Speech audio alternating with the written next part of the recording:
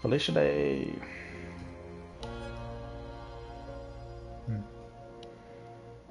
Nocturnal whispers. Thank you for seeing me. I've been having the same bad dream every night for the past 8 months. It's exhausting. I can't sleep. I can't focus. It's starting to feel like I'm losing my mind. I drove here from out of state because I heard you're the best there is at dealing with dreams and nightmares. I'm really hoping you can help me make it stop. I'll try. Can you describe the dream for me? Yes. Okay, so the first thing I remember, I'm back in the house I grew up in. It's late on Christmas Eve, and I'm spying on Santa Claus as he's getting ready to leave us toys. My dad used to dress up as Santa every year and put all our presents under the tree. My little brother and I would sneak out of our rooms and spy on him. I always was a bit scared we'd get caught, but this time, it's different. It isn't my dad, it's the real Santa Claus, so I'm way more scared than normal. For some reason, I'm watching him through some kind of glass or screen, so I feel a little safer.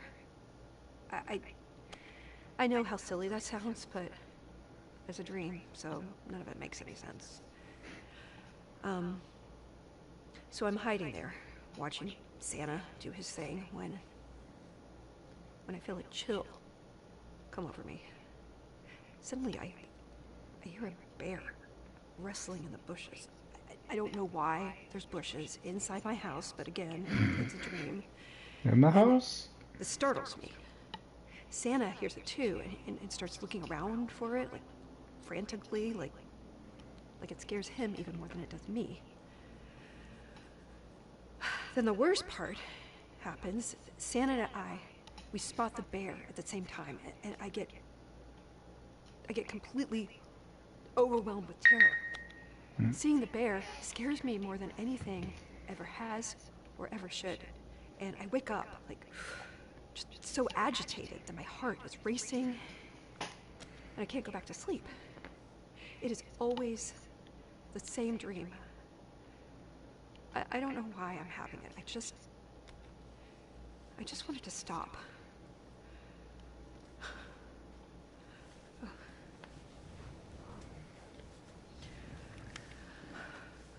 Let's start connecting some of the dots with what you've told me. I'll explain how this works. I've made a list of all the topics you mentioned in your dream. For example, you mentioned both fear and your father. If I ask you about these together, I want you to tell me whatever comes to your mind first.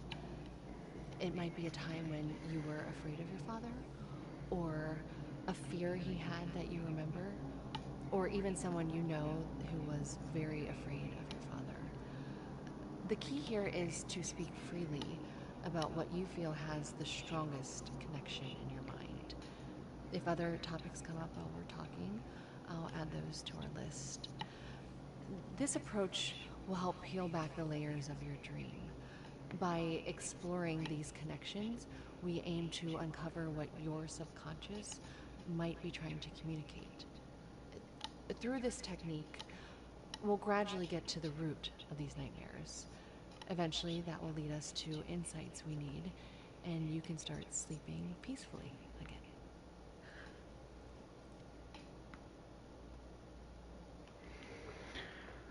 Just like that?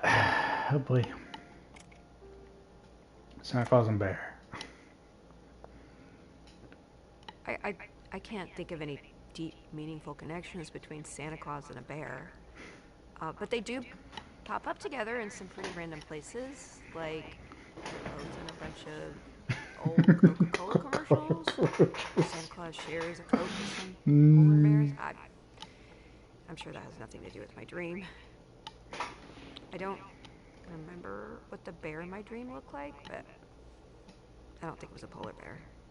Plus, Santa got terrified when he saw it. The two of them were not going to share a soda.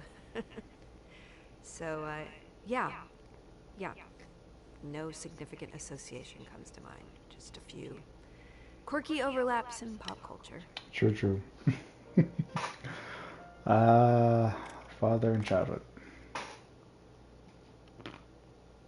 My dad was always a great dad. He was also pretty nerdy, which made growing up with him a lot of fun in its own unique way. We always had the latest game consoles and gadgets in the house. He loved technology. He was always excited to share it with us. He wasn't the type of dad who could fix a car himself or take me fishing. In fact, no, I remember one time when we had a flat tire and the two of us spent an hour trying to change it before giving up and just calling roadside assistance. But, yeah, that's fine. Being able to change a tire isn't what makes someone a good dad. That's kind of cute. Childhood and toys. Oh, it keeps track. Thank God. Toys were a huge part of my childhood. I mean, they were my world. I had everything from dolls and action figures to elaborate Lego sets and the latest tech gadgets, thanks to my dad's love for all things nerdy. I also had a teddy bear named Mr. Fuzzy. Mr. He was my Fuzzy. little buddy, and I took care of him like he was my child. I had a complete change of heart when I was about 12. Just for some reason I lost all interest in toys and almost had a distaste for them. It was probably just a phase where I started wanting to think of myself as an adult.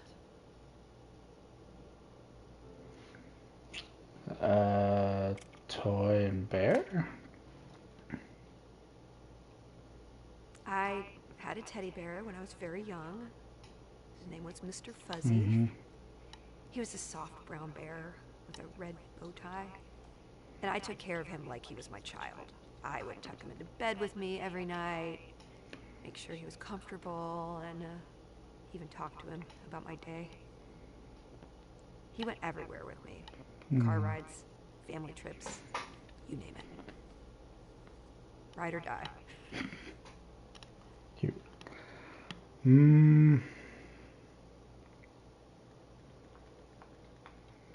Fear. Yeah, let's go fear father. I was never really afraid of my dad. He wasn't one of those stereotypical scary dads you see in movies or hear about from friends. He was more like this, big comforting presence. A few of my friends talked about their dads like they were scary. Oh, my college roommate was always nervous around hers. But not the way you might think. He was actually pretty nice. It wasn't fear of him as a person. I think she was just obsessed with earning his approval.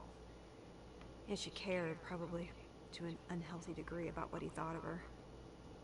It always felt a little out of character, because she was so pragmatic about everything else. But then again, I think he might have been pretty rich, so maybe part of it was about not wanting to get cut off or left out of the will. What we're talking about? Friends. Okay. Friends. I'm off topic friends.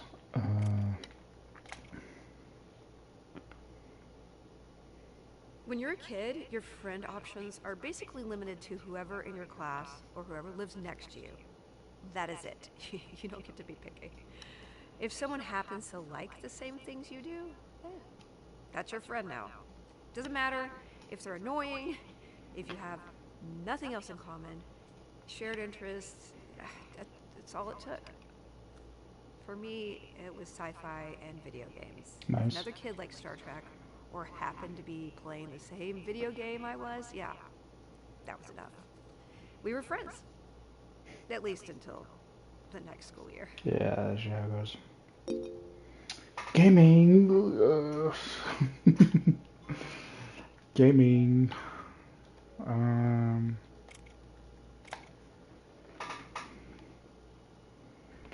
I loved video games as a kid. They were my escape, my way to dive into another world and just forget about everything else. Now, as an adult, I still love video games, but my taste in games has definitely changed. I don't have the time or patience to learn new games all the time. True. I just find one or two games to settle into and play for years on end. Usually it's whatever my friends are playing.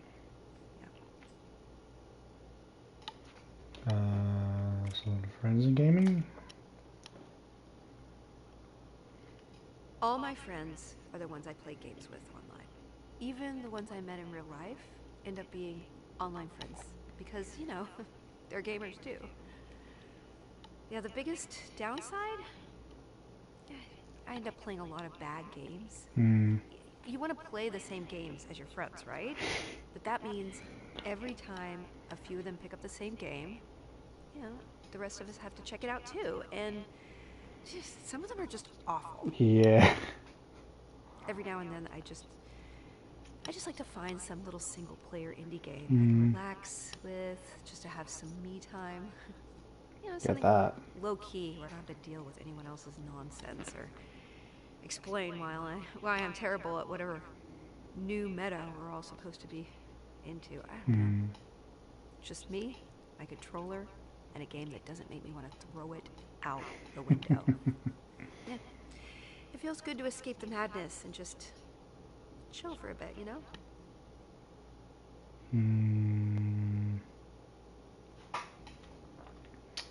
I think I'm not getting much about fear in childhood.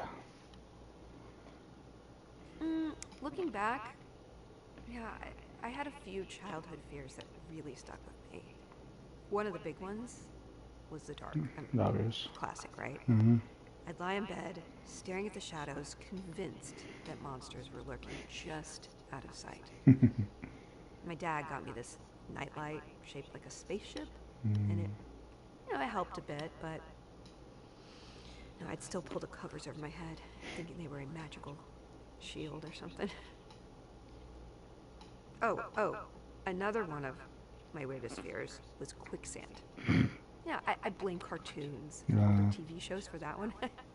They kind of made it seem like surviving quicksand was this essential life skill everyone needed. Nah. Like you could just stumble into a pit of quicksand any day. Nope. No, I was genuinely worried that I'd run into quicksand on the playground or something.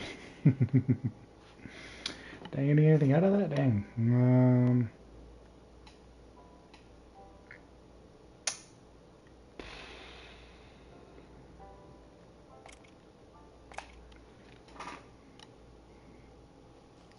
When I was growing up, I didn't really think my father had any friends. I had a ton of uncles, so I thought he came from a really big family. It wasn't until I was older that I realized Your uncles are it your was friends? just a common thing in our area for parents to refer to their friends as aunt or uncle when talking to their kids. It got pretty confusing. Apparently, a lot of parents in my area did that for some reason. I remember in first grade, everyone at school thought they were cousins with about a third of the class because of it. It's one of those weird lies parents tell their kids. I never understood why that's so common. Like, why did it end up being tradition to miseducate your kids in a very specific way when they're young? Like, what's the point of lying to your kids about Santa or the Tooth Fairy? I just don't get it.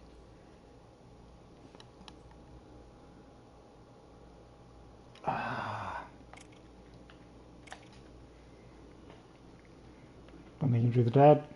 My dad is actually a bigger gamer than I am. I know you wouldn't expect it because he's older and all that, but he's always been into the latest tech. I grew up watching him get super excited about every new console release and every new gadget that comes out. The funny thing is, we don't even like the same games genres. He's into all these intense shooters and strategy games, while I'm over here like just loving my RPGs and my indie games. But we usually find something we can both stand so we can play together online. Yeah. It's wild how it feels more natural to talk to someone on the headset, plugged into a controller, than on a phone. I actually agree with you on that. Uh, why not? All right, so I've got this weird fear, right? Mm-hmm. Like those MC Escher-like things that can't really happen. You know, the endless staircases, the impossible architecture, all that trippy stuff? Mm-hmm. It freaks me out. I can't handle it. So, naturally, this makes it hard for me to finish a lot of games. I'll just be cruising along, having a great time, and then bam, I'm in some bizarre, twisted world where up is down, left is right. I'm out. I'm done.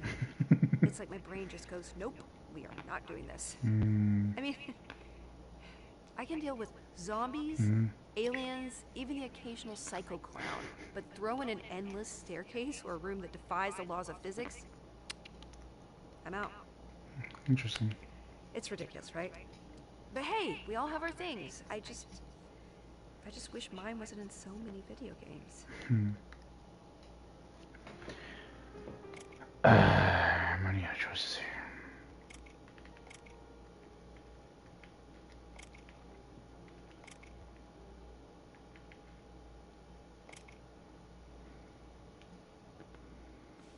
My mom loved taking me to see Santa every year, usually right after Thanksgiving. She'd dress me up in some kind of cute festive outfit. We'd get to the mall and there'd be this massive line of kids and all squirming and excited. She'd chat with me, telling me how I should ask Santa for what I really wanted and not to be shy. And when it was finally my turn, I'd climb up onto Santa's lap, feeling this mixture of awe and slight fear. Yeah, there's something a little intimidating about being face to face with this larger-than-life figure who supposedly knows if you've been naughty or nice all year. Yeah. Mother. Mother. It's called mother and father. You want to hear about my parents? Mm-hmm. Well, my parents had 2 kids. Me and my much younger brother, Tommy. How much younger? Our family dynamic changed drastically when my mother died of cancer when I was still a kid. Losing her was incredibly hard on all of us. After her death, I became the only older female adult in Tommy's life, so I took on a role that was part older sister, part parent. My dad worked a lot to provide for us, which meant I was left looking after Tommy pretty often. It wasn't always easy, yeah, but I was all he had, so I did my best to look out for him. Our dad worked a lot, but he was there for us as much as possible. He made sure we had everything we needed, and yeah, he spent time with us whenever he could. Mother in childhood? When I think about my mother and childhood, one memory that always sticks with me is the time I accidentally slammed the car door on her hand. Oh. I was really young at the time, but she had to go to the hospital. And How hard did you? was messed up permanently. Don't stick around, but I'm proud of you, bro. I just donated. I'm almost editing the sound for a movie. I'm planning to schedule our event as soon as it's done and send it into our streamer team. Sure thing, Eric.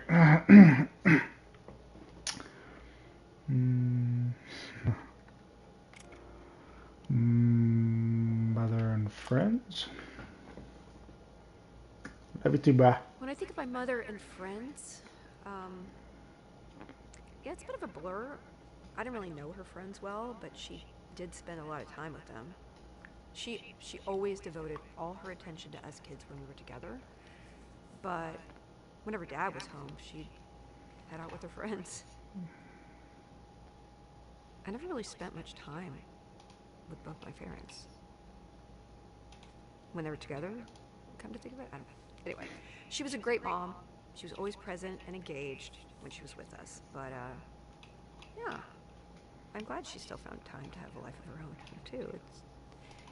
It's important to have that balance.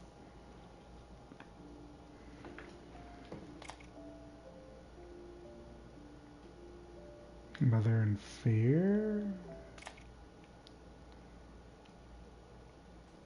When I think of my mother in fear, one memory always stands out. My mother had a deep, intense fear. You see, we had this shed out in the back of our yard that we weren't allowed to go anywhere near under any circumstances. We just called it the shed. The shed? My mother was always terrified of it for some reason. No, I'm just kidding. Okay, I was about to say. Sorry. That would be creepy though, right? I'm sorry. I don't know why I said it. I don't know. This whole thing is just awkward for me. I've never talked to any kind of therapist before. Okay, I promise to take it seriously. Please do. No more shed jokes. Okay, a real answer. What comes to mind when I think of my mother in fear? Nothing. Probably death, if I'm being honest. Because my mom died when I was young, and my younger brother died a few years later. Really? Yeesh. It felt like she started a chain reaction of death that had me worried. Anyone I knew could pass away at any time. It was a constant underlying fear I had growing up. This is understandable. Oh, dang. Come on, at least give me something.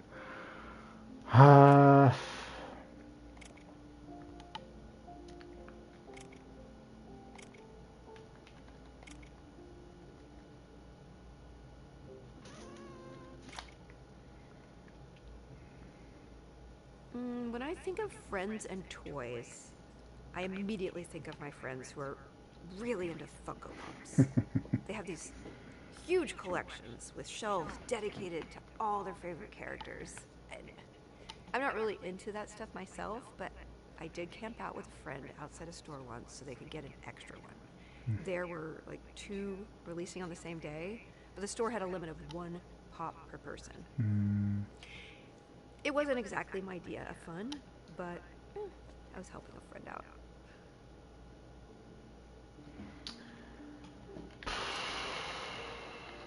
Friends. When I think of friends in fear, I always remember something I learned in school. Over half of all solved murders are committed by someone the victim knew. Usually a friend or someone who used to be one.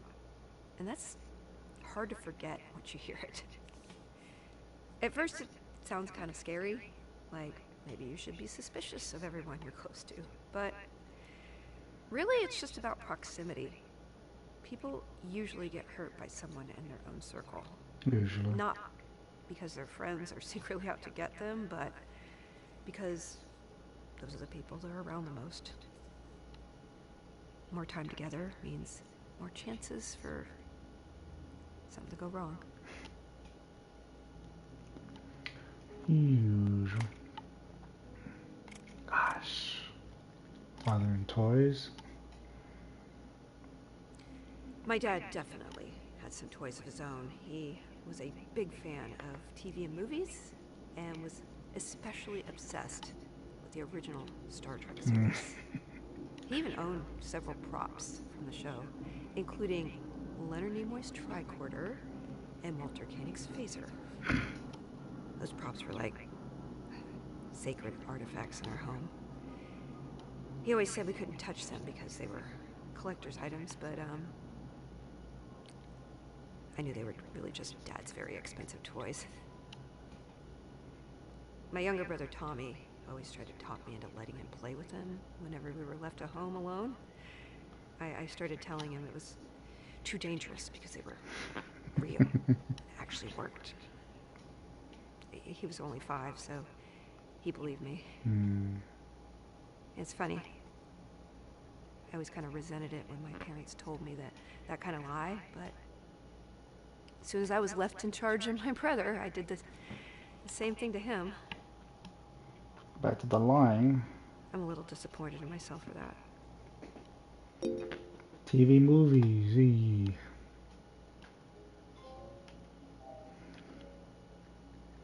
I was actually gonna do Father and Santa Claus.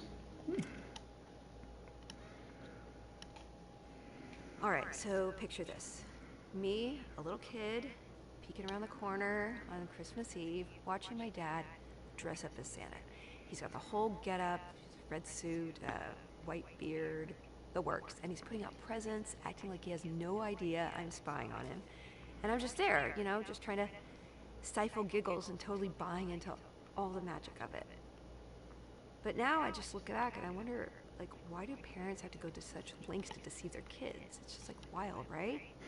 The whole charade just to believe in this mythical guy who breaks into houses to leave gifts. It's like, you know, what's the end game here? Breaking that turn. To preserve some fleeting sense of wonder? I mean, I don't know, maybe it's them wanting to relive a piece of their own childhood magic through us. I mean, anyway, the whole thing eventually crumbles when you find Dad's Santa suit stored in the closet next to a vacuum. Didn't get anything in it, or TV movies in childhood. What did you used to watch? When I think of TV in my childhood, I mainly remember watching cartoons. My favorites were probably Transformers and Voltron.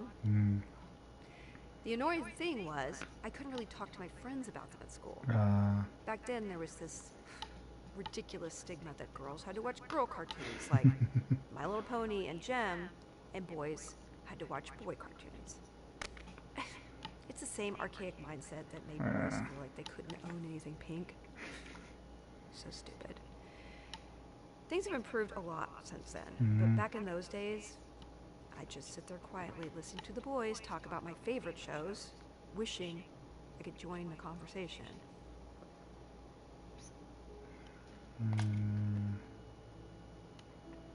Friends. I was in line waiting to see Ready Player One when I spotted a coworker, Scott, waiting in line with his girlfriend.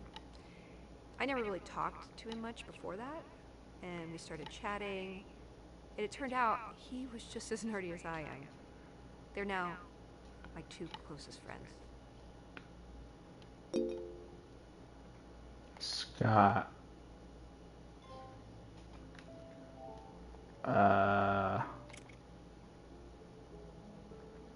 Friends? Scott's got a ton of friends. I mean, seriously, most of my friends are just really Scott's friends. We all hang out together, but only when Scott's around. Actually, it kind of gets almost awkward when I'm with them and Scott's not there. If I'm being real, most of them are kind of jerks. That's probably why Scott's so good at making friends. He's just way less picky than me. How did Sarah come into the conversation?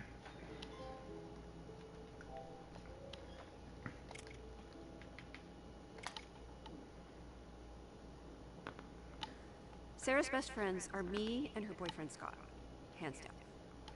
She's got some friends from the museum she works at, but they don't hang out much, so I don't really know them.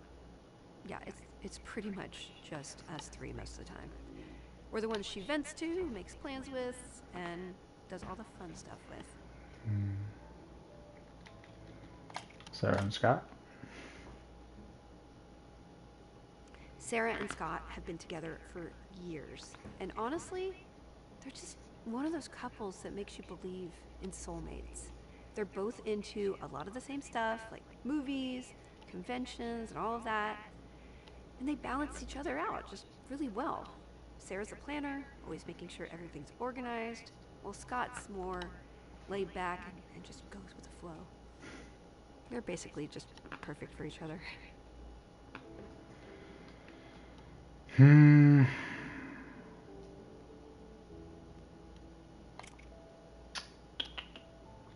TV movies and Scott?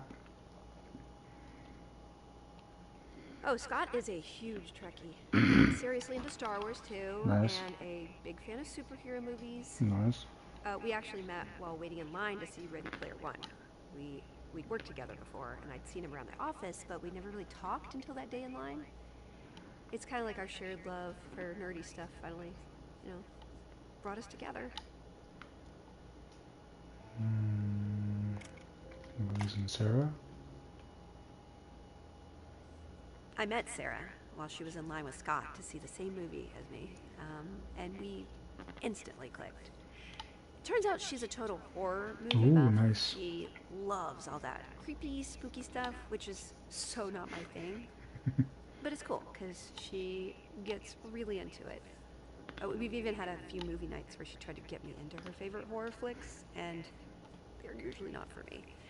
I only like horror movies where there's a sci-fi element, like Aliens or Nightmare on Elm Street 3, where the kids had dream powers they could use to fight back against Freddy.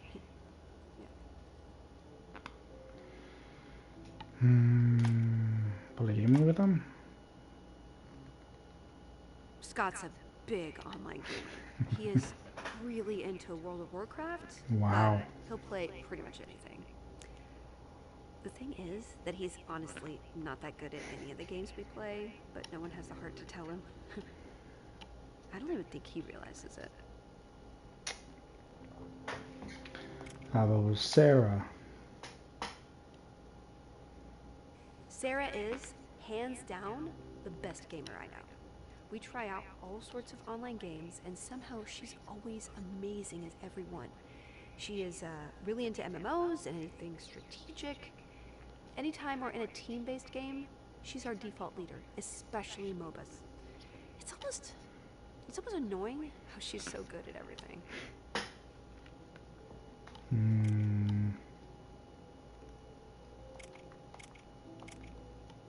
Can't have anything with the childhood. Everything fear on TV and movies. So they don't like them. It's funny because I was never really scared by horror movies, but there was one thing that did scare me. An episode of The Muppet Show. What?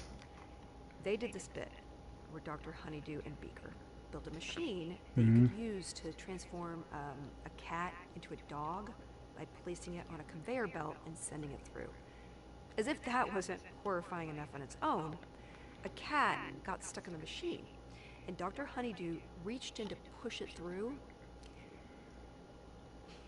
When he pulled his arm out, his forearm had turned into a live dog that started attacking him. Meanwhile, a giant tiger attacked Beaker for some reason. They played it for laughs, but dear God, that was a horrifying scenario.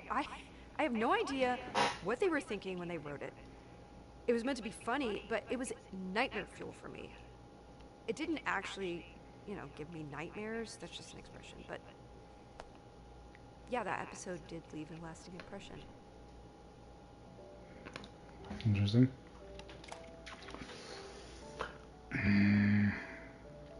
Are you afraid of bears? Yeah, I am kind of afraid of bears. I mean, who wouldn't be? They're these massive, powerful creatures that could just swipe you away with one paw. I remember seeing a bear up close once at a zoo. Even behind the glass, it was intimidating. Hear all these stories about people encountering bears in the wild, and they're always terrifying. So yeah, I'm definitely a little wary of bears, but no more than anyone else.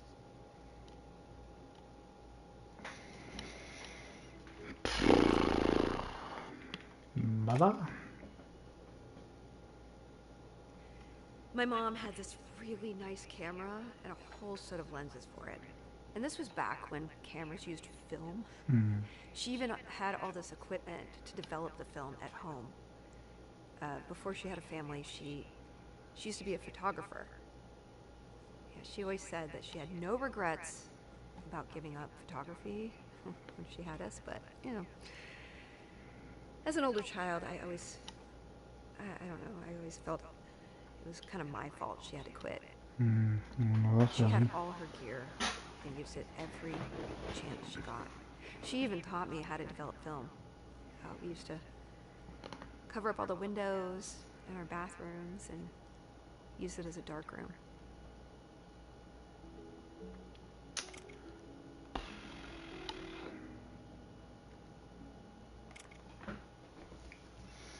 I'm running out of choices. My mother never much watched TV. Well, except Shark Week. She never missed that. She had this fascination with sharks and always said she loved them, but watching a shark on TV was the only safe way to observe one.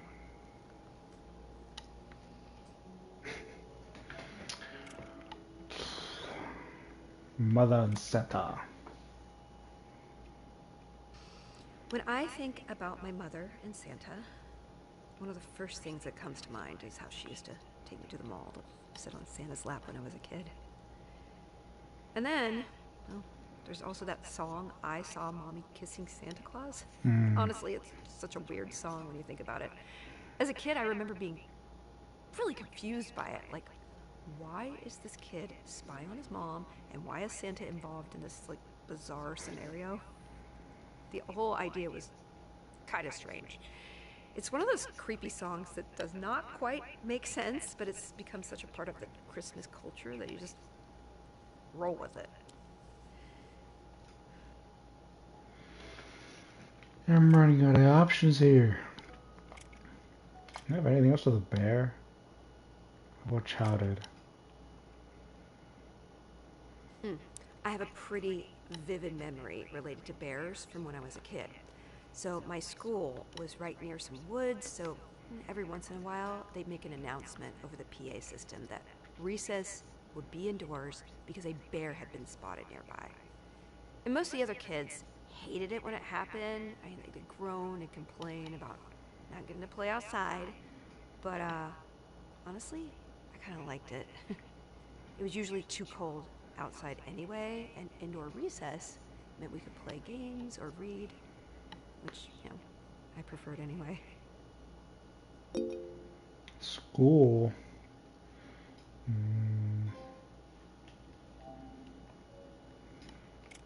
School and friends. Yeah, in college, my only real friend was my roommate, Sophia. We both kept to ourselves, so our friend group never really grew beyond the two of us. It wasn't that we didn't get along with other people, we just weren't that social. And honestly, that worked just fine for us. Our curriculum kept us pretty busy, so there wasn't time for much else. Anyway. Sophia.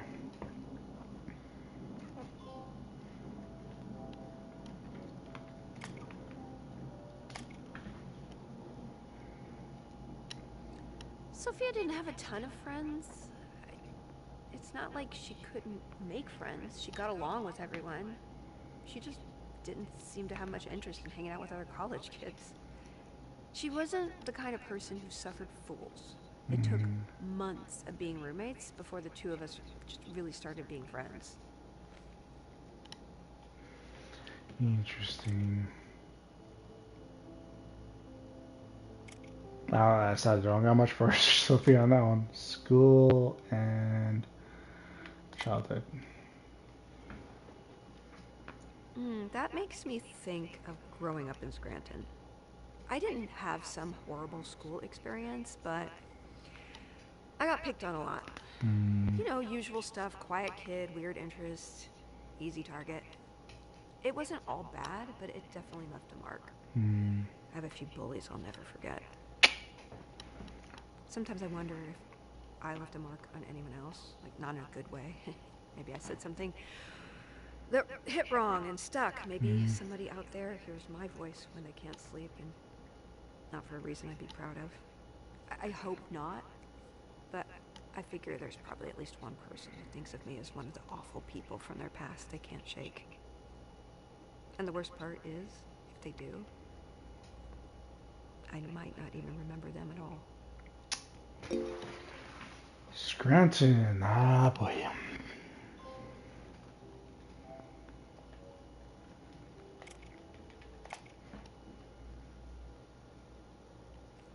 When I think of Scranton in my childhood, one of the first things that comes to mind is death. Again with death. My mom died when I was very young, and then a few years later, my little brother passed away too. I'm trying to get to her brother. That was rough. My mother died from cancer. Oh. It happened slowly, and I saw her get worse and worse, right up until she was gone. And my brother Tommy's death was much more sudden. He was murdered during a break-in when he was very What young. the hell? My dad was working overnight, and it was just me and Tommy at home. It happened late, and I was asleep when it all went down.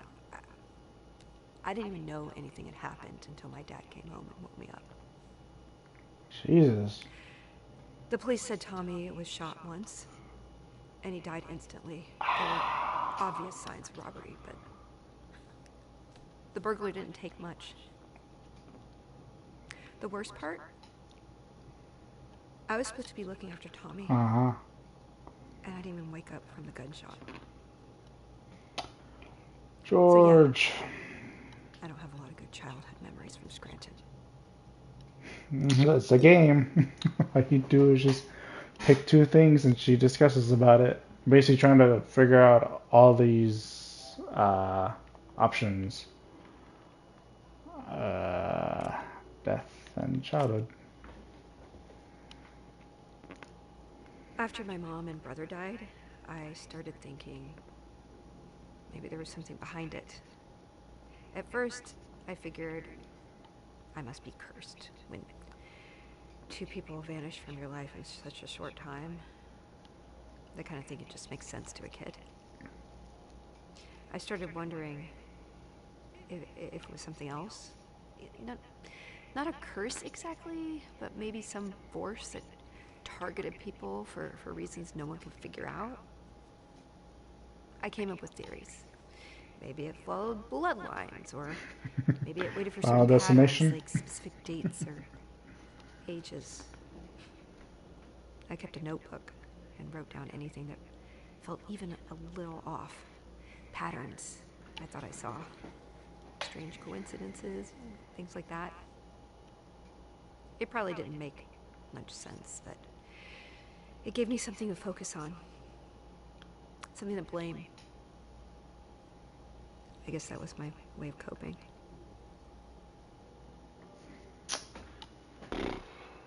Death and mother. After my mom died, I convinced myself her ghost was still in the house. Specifically, in her bedroom. I was just a kid, and it still feels dumb thinking about it now. I'd Definitely found a destination. Talk to her. Tell her how school was going, vent about stuff. Sometimes I even asked for advice. And the weirdest part is, I really believed I could feel her there. I was certain of it. I guess kids deal with grief in ways like that.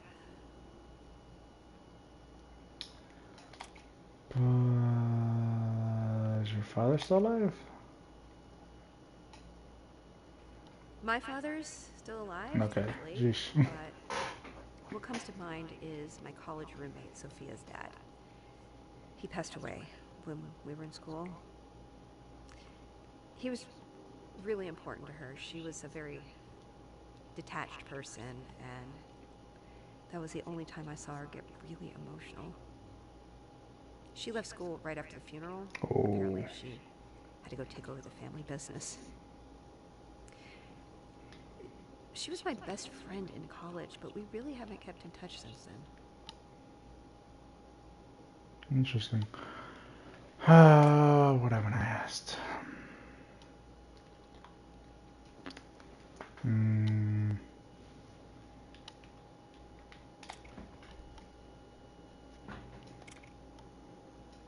Father? When I think of my father in school, yeah, that's a pretty interesting mix. He always told us we should own our paths in life. He told us that we could even drop out of school if we wanted to, but only if we had a solid life plan that didn't require a high school diploma. He made it very clear that there are careers where it doesn't matter and ones where it does. Yeah, my brother Tommy tried to take him up on that. He told our dad he wanted to be a truck driver. when he grew up, so he should just drop out of school. My dad didn't argue. No.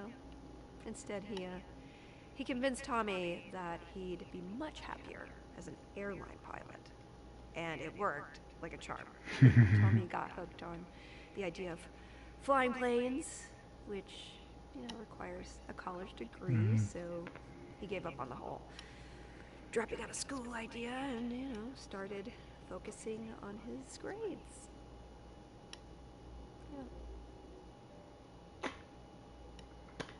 Yeah. School in Scranton?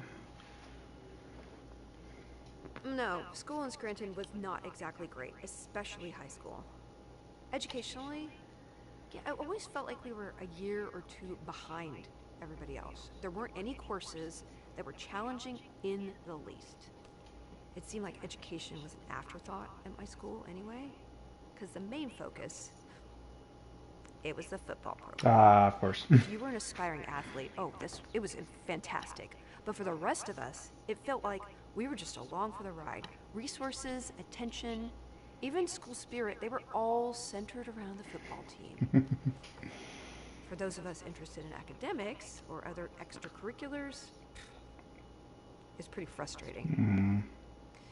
I did make some close friends in high school, but no, I've lost touch with all of them over the years. Yeah. Scranton and father. My dad was born and raised in the Scranton area. I mean, of course he was. Why else would anyone choose to live there, right? He's got this deep-rooted connection to the place. All those childhood memories and such. I mean, he still lives there. As for me, when the opportunity to move away came up, I was more than happy to take it. Scranton has its charms, as few as they may be, but it's just, it's not the place for me. Mother? The Scranton area was the only place she ever lived. She grew up there, just like pretty much everyone in that area. It's rare for anyone to ever move to Scranton. They only move from Scranton. I honestly don't know why everyone doesn't leave. There's almost no decent jobs. The winters are so brutal. You'd think Mother Nature had a vendetta against the place. What's even more confusing is that my mom had been to a ton of exciting places. She used to tell me stories about her adventures in Europe and other exciting places. I don't get why she never moved out of the area. I don't get it. Oh boy. Death? Well, I lost 2 immediate family members in back-to-back tragedies while I lived there, so yeah, I do associate Scranton with death. Oh, I don't want to be Under there. the circumstances, I think that's a pretty reasonable connection to make.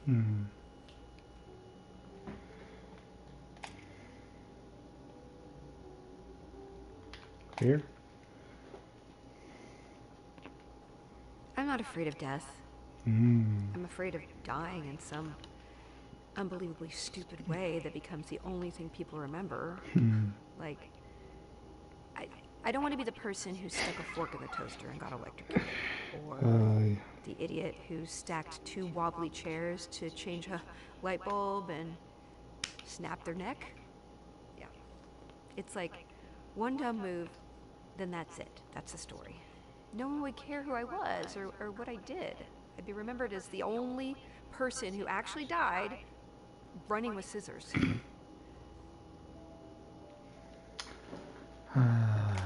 Death. I guess Sophia. Sophia and I both studied criminology, but the material never seemed to get to her. Everyone else had a phase where the case studies or autopsy photos started to feel heavy. Not Sophia. It was like she already had her own way of processing it. She just didn't flinch, never Mm-hmm. needed a break. It wasn't coldness Mm-hmm. exactly, more like detachment. Like she was just naturally wired for it. Interesting. What can I do with this Sophia school? Sophia was studying criminology too, just like me. She was she was super smart and breezed through her classes. Honestly, I have no clue what her career goals were. She just never really mentioned what she wanted to do after graduation.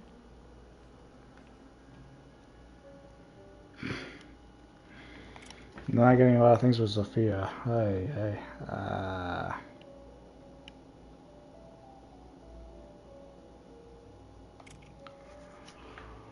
Anything else with death? Friends? Mm, I've never lost a friend. Well, not to death, but in September, I thought it was going to. My friend Scott had a heart attack. Ooh. At least, that's what he thought. Okay. He called an ambulance and he got rushed to the hospital. Turned out it was a false alarm. Mm. He just had really bad heartburn. Nah. But for a few hours, we all thought he might die. Yeah. Death and Scott. Scott deals with death constantly. Constantly. I think him being a detective kind of rewired his brain for it.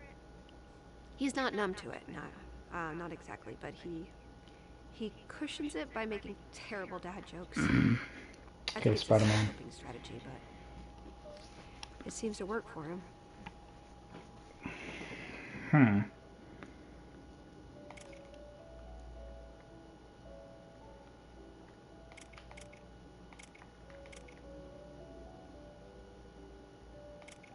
Bear's throwing me off. What else can I do? What else can I do with the bear? Dad? Oh, this one's a classic. So we were all out in the yard one summer having a barbecue. It was one of those perfect nights, warm, clear sky, everyone's laughing, having a great time. Suddenly, my dad's face goes pale and he shouts, "Everybody into the house, now!" We all froze for a second, and then we started scrambling for the door. He was like yelling something about a bear in the yard. And the adrenaline kicked in, and we all rushed into the house, locking the door behind us. My heart was like, it was pounding, thinking we just narrowly escaped a bear attack. It turns out, what he thought was a bear was actually this big dog. I, it was, I mean, it was a huge dog, but I don't know. The tension broke, we all burst out laughing. You know, my dad tried to play it off, saying, "Oh yeah, it's better to be safe than sorry," but no, we didn't let him off the hook. And we busted him for it for weeks afterwards.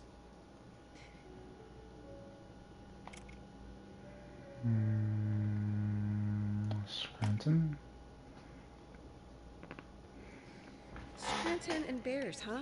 Um, well, that takes me back to Naog Park Zoo. My parents used to take me there when I was a kid.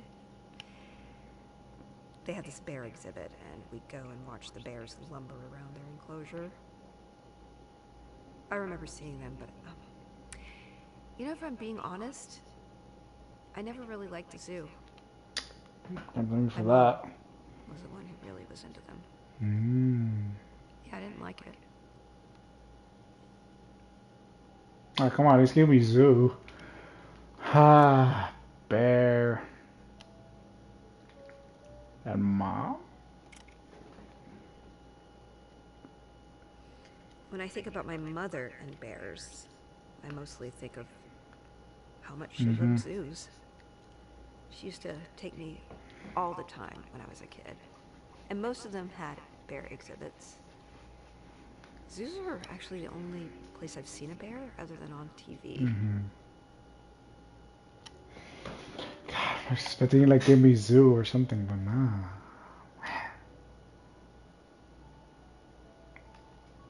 There's something about the school and the bear. I already told you about those bear scares at school, right? Mm-hmm. You know, when they'd cancel recess because a bear was spotted nearby? Yeah. I mean, honestly, there wasn't much more of a connection between bears and school. You know, we never even saw the bear. For me, it was just an excuse to stay indoors where it was warm. Bear, you are... I don't know what to do with you, Bear. Oh my gosh. I don't even think you gave me anything. So what haven't I done yet?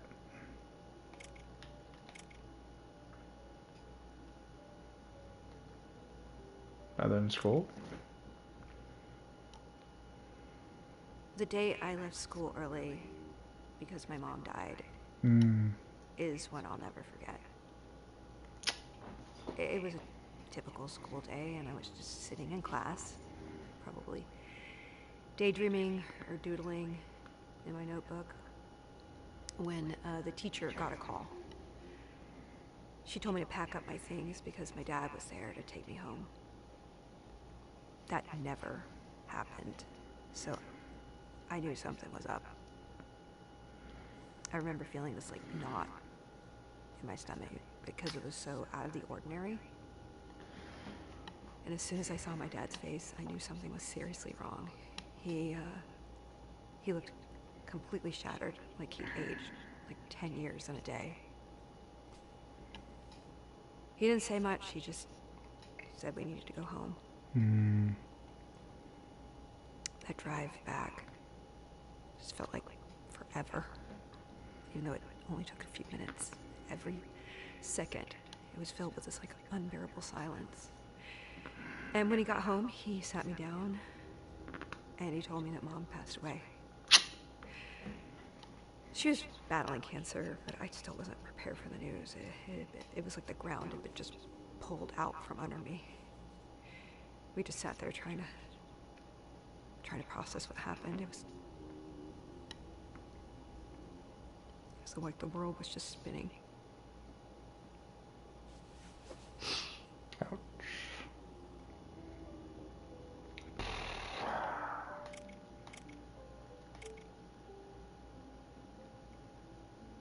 No, nothing with the bottom, so help me with that one.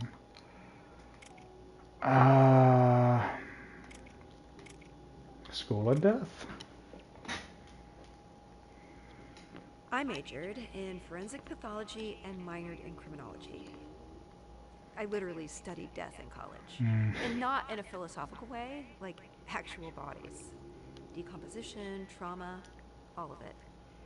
It sounds morbid, but I like learning how to perform autopsies. There were rules, patterns. You could look at a mess and just figure out exactly what happened, step by step.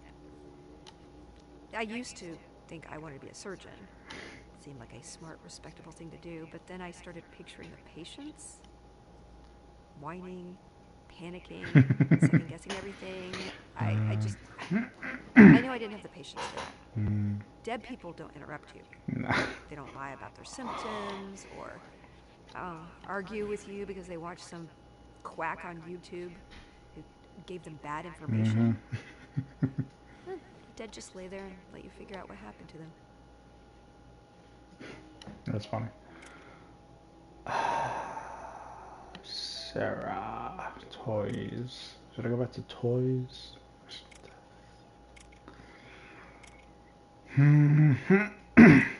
Fear? Did I finish everything with fear? Are you scared of Santa Claus? I feel like you're scared of Scranton, though. Scranton and fear, huh? Well, yeah, a few things come to mind. One of the big ones is the fear of getting stuck there. I mean, growing up, it felt like everyone either stayed forever or couldn't wait to leave. I was definitely in the latter camp. The idea of not getting out, of just settling into the same routines without ever seeing what else was out there, that was pretty terrifying to me. And then there's the fear of those long, cold winters. As a kid, I remember the dread that came with the icy roads and the heavy snowfalls. Driving in that weather was always nerve-wracking, and the thought of getting stranded somewhere in a snowstorm, that was a real fear. I kind of want to visit Scranton now. Fear school. When I think of school and fear, the first things that come to mind are all the normal school anxieties. You know, like worrying about your appearance to impress a bunch of people you don't even like anyway. It's funny how much time and energy went into stressing over clothes and hair and fitting in. There was this constant pressure to look a certain way, to be accepted by peers who, you know, in the grand scheme of things, didn't matter as much as we thought they did. Man. I do fear in Santa Claus if nothing new. I'll probably switch. I don't know. I don't know what else. All right, let's talk about fear in Santa Claus. Of all the mythical creatures I could dream about, I just don't get why I'd be afraid of Santa Claus. I mean, seriously. Santa is one of the only nice mythical creatures out there. The guy brings presents, eats cookies, and spreads joy. I mean, what is there to be scared of? Now, if I were walking around my house and saw Cthulhu or a Hydra, I'd totally get being scared. I mean, those are the kind of creatures that give you nightmares. Santa Claus just doesn't make any sense to me. I can't wrap my head around why my brain would pick him to be the scary one in my dreams. Mythical creatures. Wow. Okay. Wow.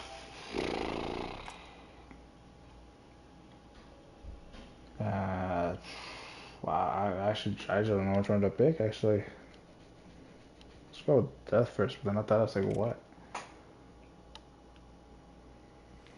I've always been kind of fascinated by how different cultures personify death. Not just as an ending, but an actual character. In Norse mythology, you've got Hela, who rules over the dead that didn't die in battle. She's half alive and half decaying, which is a little on the nose, but effective. The Greeks had Thanatos, the little god of death, and then there's the Grim Reaper, cloak, scythe, whole vibe. I think we all picture that one, whether we mean to or not. It's interesting how many versions of death there are, and how often people give it a job or a purpose. Like, death doesn't just happen. It shows up, and it takes you.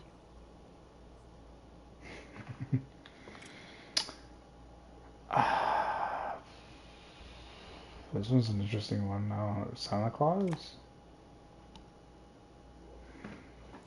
Oh, Santa's not just a mythical creature. He is an overpowered. Overpowered? He delivers presents to every house in one night, which puts him in speedster territory.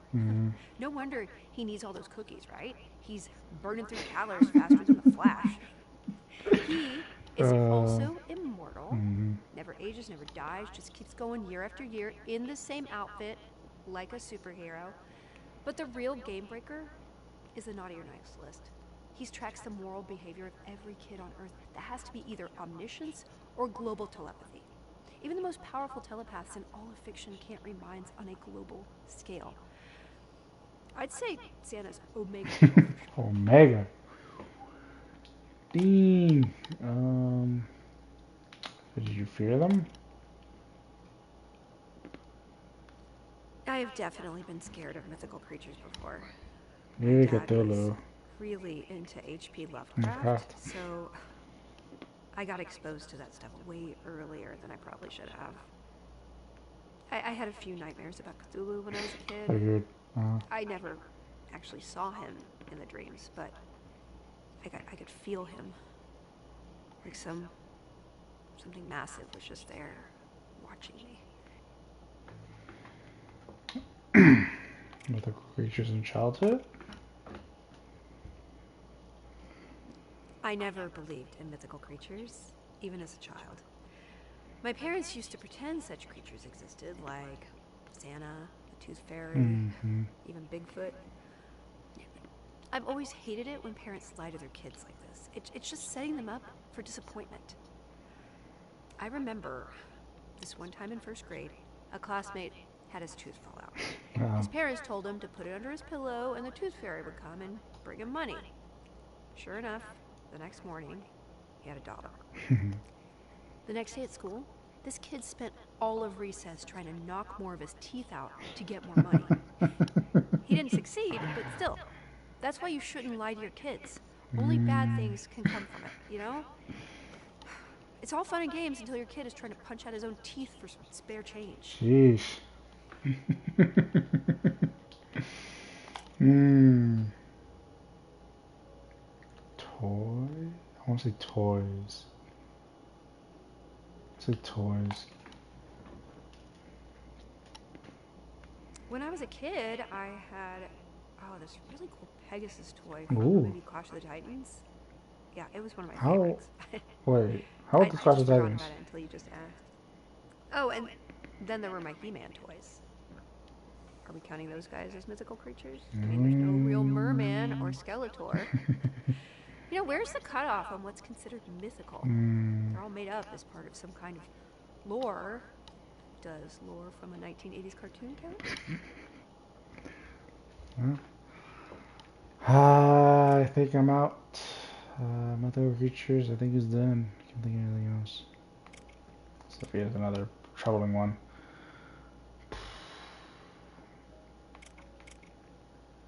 Scott and Sarah.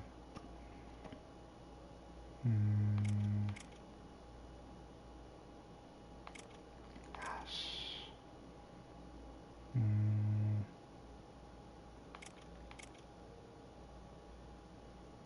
No. I guess Fear and Sophia. Sophia was one of those people who never seemed afraid of anything. But man, was she safety-minded and cautious. She always carried pepper spray and even talked me into doing the same. She was the one who made sure we kept the blinds closed and the doors locked, no matter what. Yeah. Sophia taught me to always be aware of my surroundings. I mean, it wasn't like she was paranoid or anything. She just had a better understanding of the dangers in the world than I did. Scott and Sarah knew. I'm not sure that have anything to do with the childhood.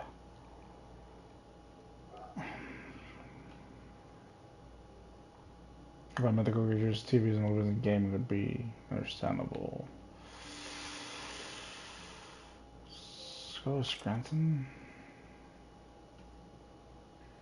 You'd think a little city like Scranton wouldn't have any urban legends, but surprisingly, it's got a couple. There's the Scranton Sasquatch and the Suskin Screamer. The Scranton Sasquatch is, basically our local version of Bigfoot, supposedly wandering around, the woods outside the city. And then there's the Suskin Screamer, which it's like this ghostly figure people claim to hear screaming near the old railroad tracks in Suskin, just outside of Scranton.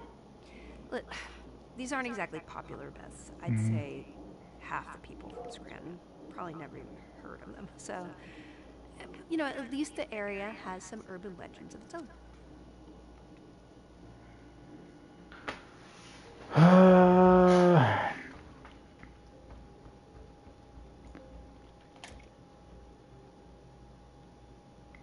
Death from a bear? I never understood why they say you should play dead if a bear attacks you. If a bear is attacking you, it's probably because it's hungry. If you pretend you're dead, it's still gonna eat you. It's not gonna flee the scene before the cops show up. It's a bear, a hitman.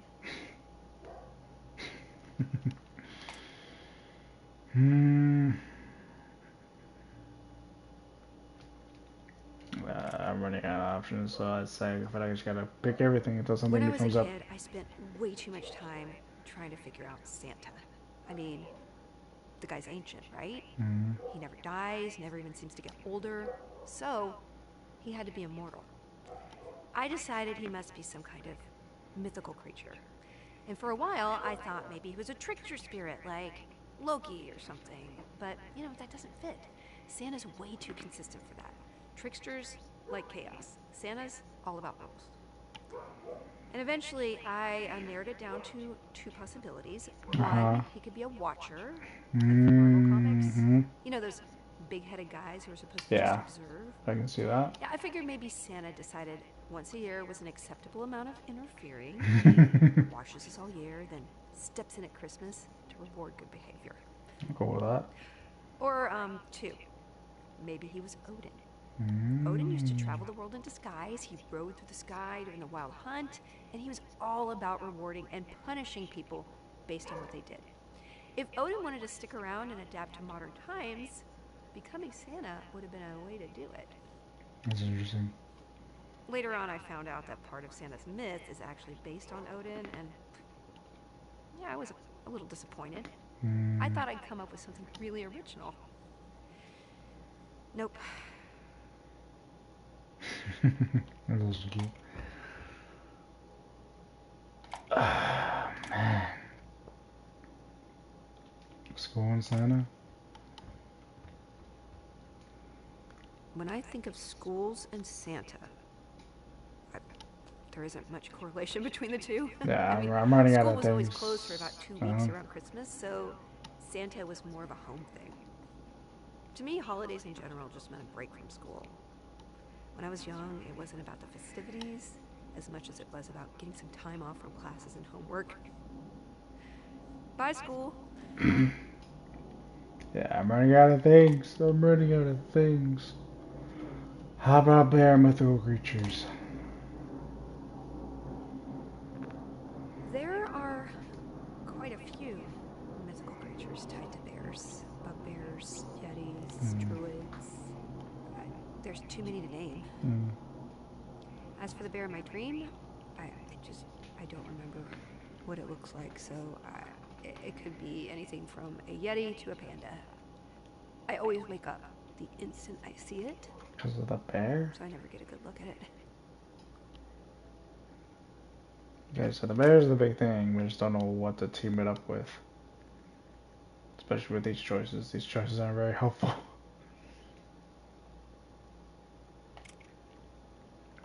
Father? Daddy? Father? I haven't asked about the TV and movies. Oh, that's an easy one. My dad was a huge Trekkie and took me to my first Star Trek convention. It was in Nice. Philadelphia, and it was also the first time I ever traveled outside of the immediate area, at least that I can remember. And it was also the first time I've ever been in a place where I had a shared interest with everybody else. It was awesome.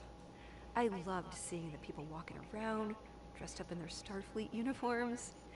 We also got to watch The Trouble with Tribbles in a room packed full of other Trekkies. And then, topping the night off, we got to see William Shatner take the stage and give a talk that was surprisingly funny. There was this whole floor dedicated to selling Star Trek merchandise, but we didn't buy much there. Dad said all the really good stuff was sold at the live auction. He ended up buying a prop phaser from the original series. I don't remember how much he paid for it, but I remember my mom wasn't too pleased about it when we told her about it. Travel. Finally. Alright, travel. I just got 2 rows done. I need 6 more to go. Oh, man. Travel. Oh, boy. Father? When I think about my father and travel, the first thing that comes to mind is how much we love going to conventions together. Yeah, it was our special thing, just me and him. My mom was never really into that stuff, so it was the perfect father-daughter bonding time. We'd pack up and head out to all sorts of conventions. Comic-Con, Star Trek conventions, you name it. He got me hooked. And now I still go to Comic-Con every year. Comic books, yeah.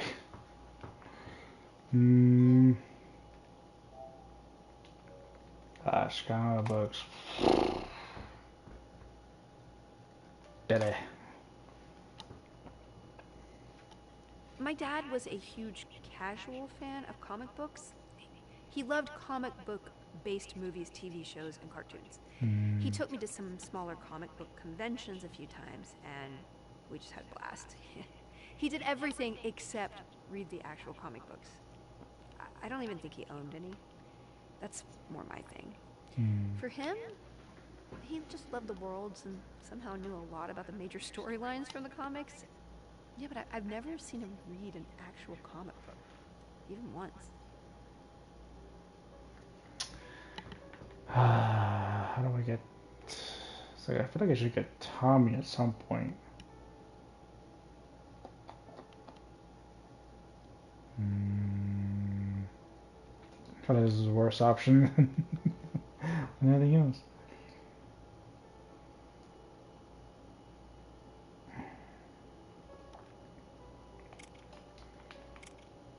Trouble with mother. My mom used to tell me stories about how she traveled when she was younger.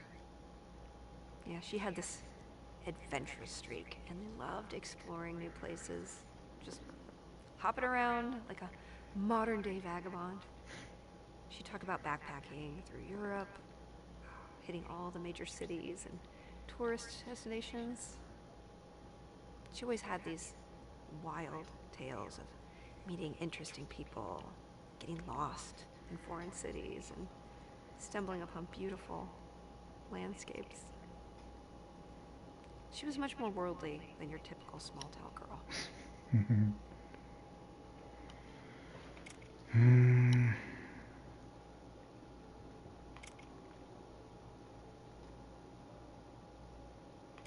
I never talked about the mother with these. I talked about the father with them.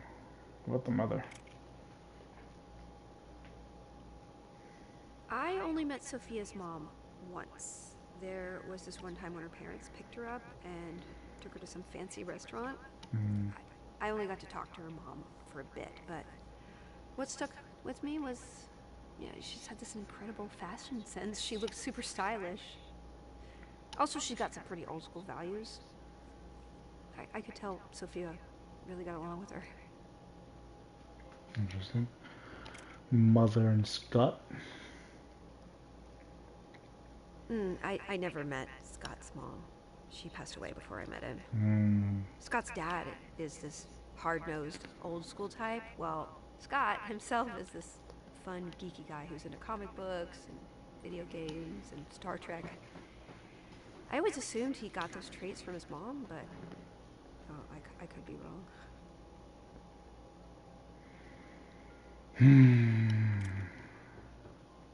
Haven't even asked about Sarah's her brother. So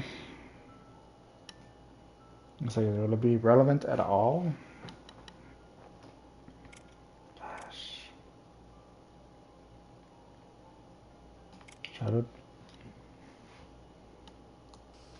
When I think about travel during my childhood, it's mostly about trips with my dad or my mom. But, rarely with both together. That's weird. My dad took me to conventions all the time. My mom, on the other hand, loved taking me to zoos. Can I get zoos now? Really into animals. I wasn't really into zoos at all, but it was fun getting out of the house with her and driving somewhere. Even the place we went smelled, well, like a zoo. We didn't travel much as a whole family. Man.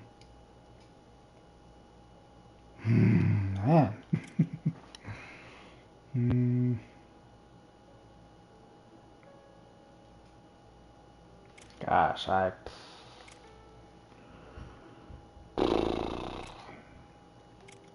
don't think this game is gonna help right now.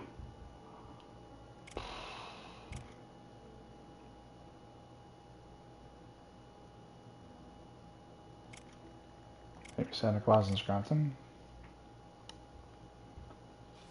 Ugh. My parents used to drag me off to see Santa in our annual parades when I was little. I mean, I would be up there, bundled up in about, 50 layers, standing on the freezing streets of Scranton, watching Santa ride in a fire truck. Yeah, Santa on a fire truck because, nothing screams Christmas magic like emergency vehicles. I'll be honest, I never really liked parades. They were always way too cold, and I couldn't feel my toes half the time, but, my parents thought it was like this great holiday tradition. So there we were, year after year. We'd get there early to stake out a good spot, and then we'd wait. And wait. And wait. By the time Santa finally made his grand entrance, I was usually too numb to care. He'd wave from the top of his fire truck, all jolly and festive, and everyone would just cheer. Yeah. Meanwhile, I was just thinking about how I could not wait to get back to the car and blast the heat.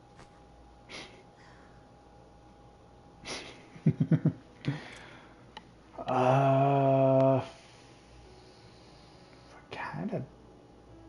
I guess I'll ask. I don't really ask much about Santa Claus, about friends. I'm not really sure if Santa has any actual friends. The elves always seemed more like employees, busy in the workshop, making toys. The reindeer, too, seemed more like co-workers and pals, just doing their job and pulling the sleigh. And sure, yeah, there's Mrs. Claus, but it always seemed like just the two of them up there in the North Pole. Yeah. I doubt that they had a very big social circle. It's hard to imagine Santa hosting a dinner party with anyone other than the elves and the reindeer, who, would probably still be talking shop the whole time. So, yeah, the idea of Santa having friends feels wrong. Ouch. Santa the Lonely Man. Sophia. Sophia used to put up this small Christmas tree in our dorm room every year, complete with decorations. Yeah, it was kind of nice, actually. I wasn't much into the whole decorating thing myself, but seeing that little tree did kind of give me a cozy feel. Scott and Santa. Scott and Santa Claus? Yeah, I can't think of any link between them. Scott isn't particularly big on Christmas or anything. At least not more than a normal person. He doesn't have a beard. He's not heavyset, and he has never mentioned Santa that I can remember.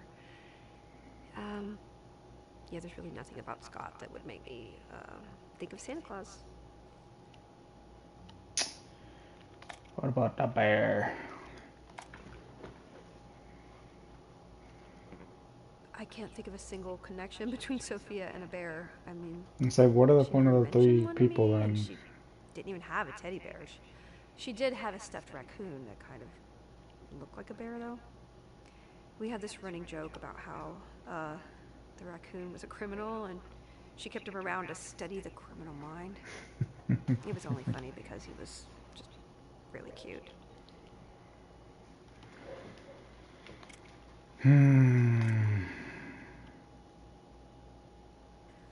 Scott and bears? Oh, yeah, that one's an easy one. Scott has this running gag about bears. Every time we work on a case together and there's any sign of a struggle, he asks if I think a bear did it. Do you think a bear did it? It started when we were discussing an autopsy where the victim was clearly shot. Scott, completely straight-faced, asked if I thought it was a bear attack. And ever since then, he sneaks in bear jokes whenever he can. It's ridiculous, but it lightens the mood in a job that can get pretty heavy. So, yeah, bears and Scott are definitely linked in my mind because of his goofy sense of humor. So there's a bigger question mark.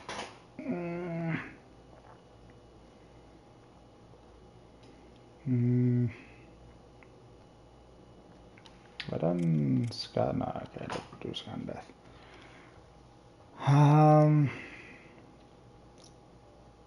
Did I do Scott and Father? I did.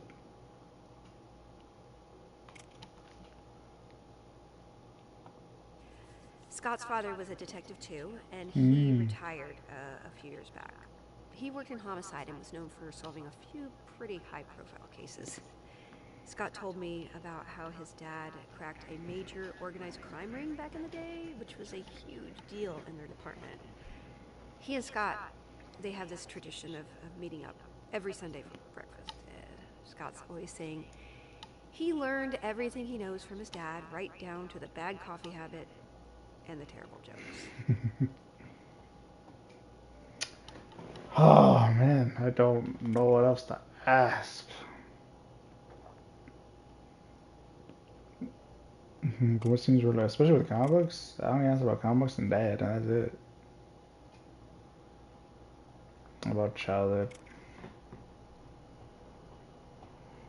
I was really into comic books as a kid, and I'm still into them now. My dad was the one who got me hooked.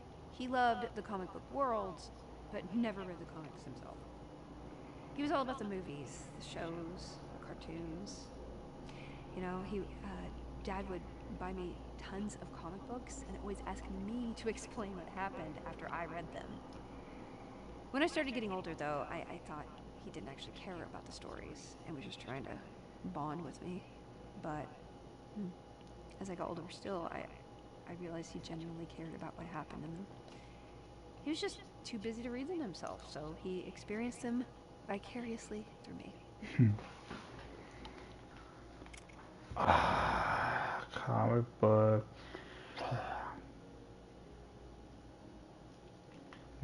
Friends?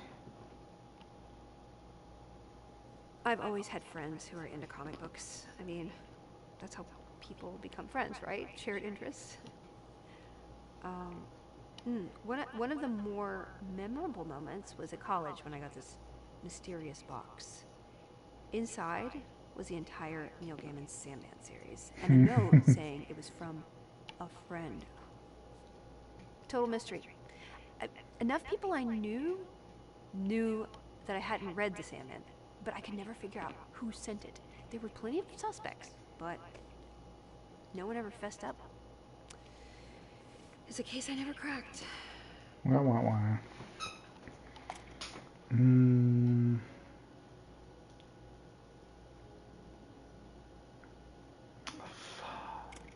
Gosh, I really don't know what else to ask. But I just asked all the death questions. Some death.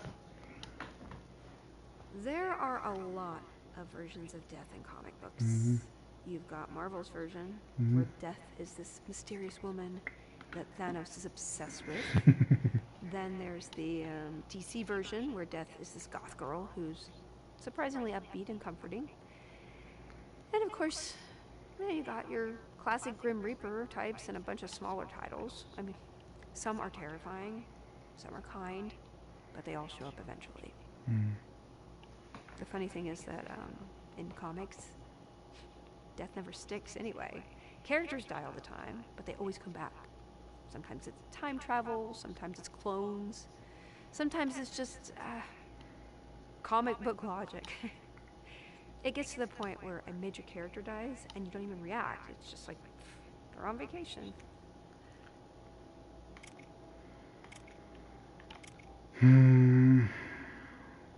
What are my choices? I forgot. Did I say death and... I don't think gaming or movies or travel. Toys, maybe. What does Sarah have to do anything? Sarah and Scott. Friends.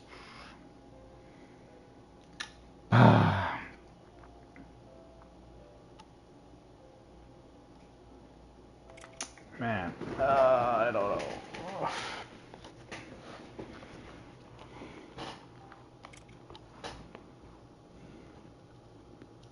My dad was a huge fan of anything fantasy related. Growing up, our house was filled with books and movies about all sorts of mythical creatures. One of his favorites was Bigfoot. He loved to pretend Bigfoot was real and that he knew him.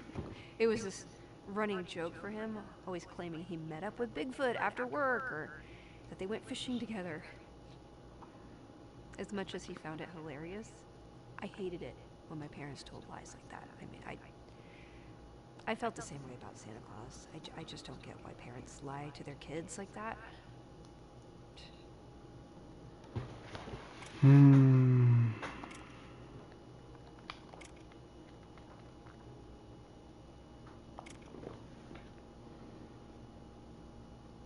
Yeah, I met Sophia's dad a bunch of times. He would drive up to visit her pretty often. He's a really nice guy and always brought us little presents, like little care packages of snacks and stuff he knew college kids could use. I never really figured out what he did for a living, but he was definitely doing well enough to cover Sophia's tuition and still spoil her. The only downside? His jokes. He was all about those dad jokes and terrible puns. And when he wasn't around, we'd joke about how his humor was the price we had to pay for the gifts he brought. That's one with the father. Sarah's dad is an army officer. Last I heard, he was stationed up in Alaska. I don't know much about him, but I think he might be in charge of the whole base he's at up there. Alright, father's done.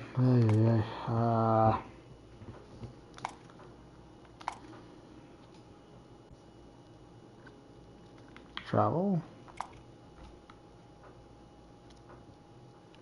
My friends once talked me into going to Houston with them to see Taylor Swift. Jesus.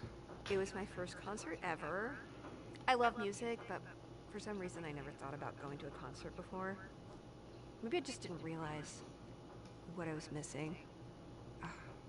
The whole experience was amazing. The energy in the arena, the lights, the sound. It was like nothing I'd ever experienced. It was an incredible show. I am so glad they convinced me to go. I love her. Our last theme or something about Taylor Swift. Friends in Scranton. That's about that. Jeez. I don't really keep in touch with anyone from Scranton. No big falling out or anything. We just drifted apart. Even now, living in New Orleans, I only have a few local friends. Most of the people I talk to regularly are ones I know online who live in other cities or, even other countries. Yeah, boy. That's everything. All It's my like friends something. are humans, other than my dog, Spock. Back in high school, though, I knew a girl named Lilith who was really into mythical stuff. She was always talking about how she wanted to summon Cthulhu to bring about the end of days. She was pretty dark and had this whole vibe like she thought she was an actual witch. She wasn't really a friend, more of an acquaintance, but she definitely stood out. None of my current friends believe in that stuff. I mean, we might play some video games with fantastic creatures, but yeah, that's about it.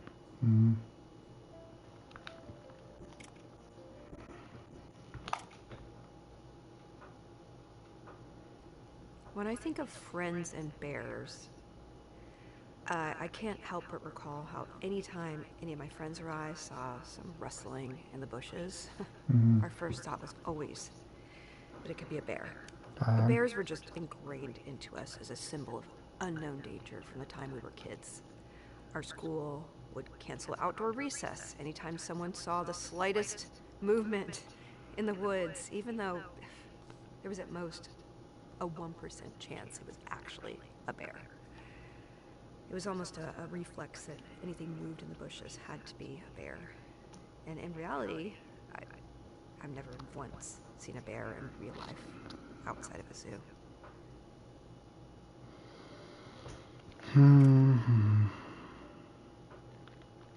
I'm curious about the bear now with all these.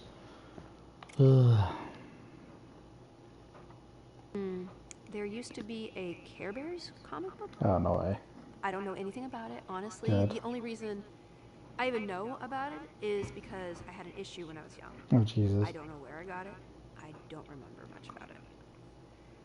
I don't remember what the bear in my dream looked like, but it better not have been a Care Bear. Care Bear. Being scared of Santa Claus is bad enough, but being terrified of a Care Bear? Hey. That would just be too much. I can't roll nice these ones. There's really no strong link between Sarah and a bear. The best I can think of is one time she got a hoodie with little bear ears on the hood. Scott started calling her Mama Bear when she wore it. I thought she liked the nickname, but she stopped wearing it after a few weeks, and I haven't seen it since, so yeah. Maybe she didn't.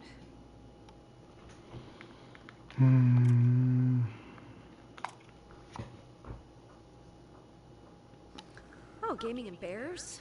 Yeah, I immediately think of the teddies from Conker's Bad Fur Day. Conker's Bad Fur Day. Those creepy stuffed bears are something.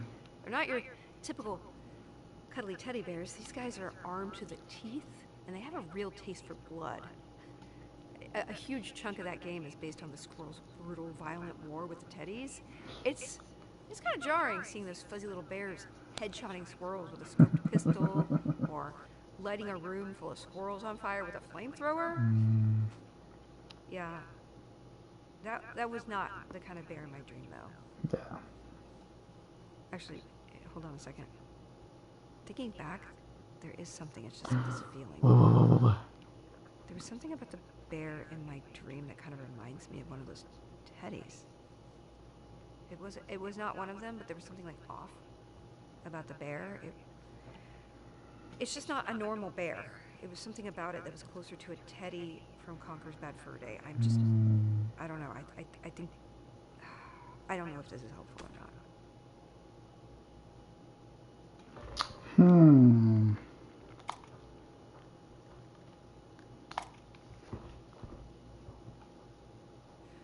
When I think of TV shows and movies and bears, two very different characters come to mind. Let me guess, Yogi? Bear. Yep. Cocaine Bear? Oh my gosh. Hear me out. I watched Yogi as a kid. I like how they had him and Boo Boo trying to steal picnic baskets instead of trying to eat people. That is a nice way to make bears more family friendly. And then there's Cocaine Bear. Now, that's a completely different take on bears. I saw it a few years ago. I'd say it was crazy enough to give me nightmares, but weirdly, even though I never see the bear in my dream, I just get this strong feeling that it's closer to Yogi or Boo Boo Closer to than it is to Yogi. Cocaine Bear. Like, I don't really understand why I get so afraid when I see it. Like, seriously, when I spot this bear in my dream, I feel the most intense terror I've ever felt in my life. It's really bad.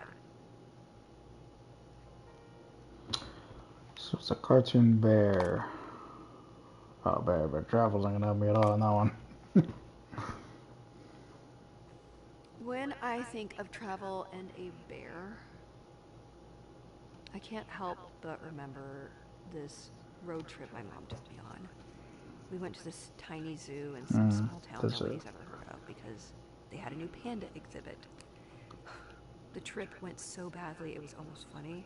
I mean, sure, the zoo did have pandas, but almost every other animal they had were animals people commonly keep as pets, like snakes, ferrets, and rabbits.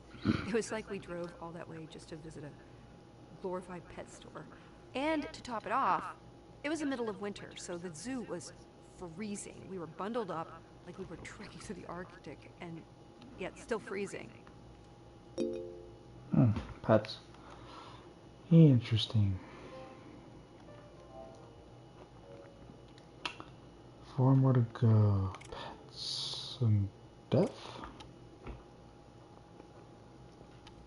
Ever since I got my dog, I've started worrying about what would happen to him if I died. I mean, I don't mean someday when I'm old. I mean, like, what if I got hit by a bus or something random? How long would he be stuck in the apartment before someone came looking? Would he panic? Would he try to eat the couch? Would he just wait by the door? I think that's more of a cat thing. It started bothering me so much that I made a deal with my friend. If anything ever happens to me, she's supposed to come by that same day and get him. I even gave her a key to my place just in case. So I'm thinking it's Sarah you're talking about? Sarah's only pet is this adorable little hamster. She's not one for big, high-maintenance pets, so a hamster fits her perfectly. She named it Hamlet, Ah. which is classic Sarah humor.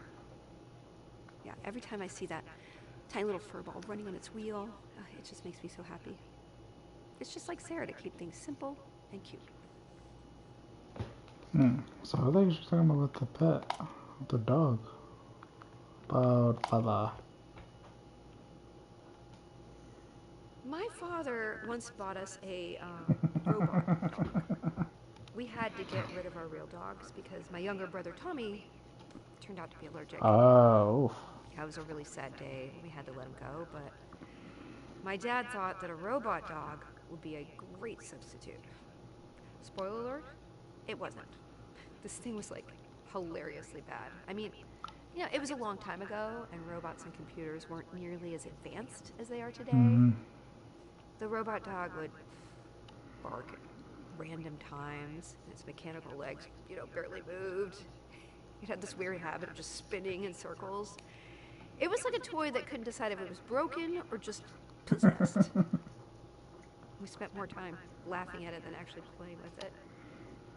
Yeah, it was like watching a low-budget sci-fi movie. It was entertaining, but for all the wrong reasons. I bet a robot dog today would be way more fun to have around. Yeah. Technology has come a very long way since then.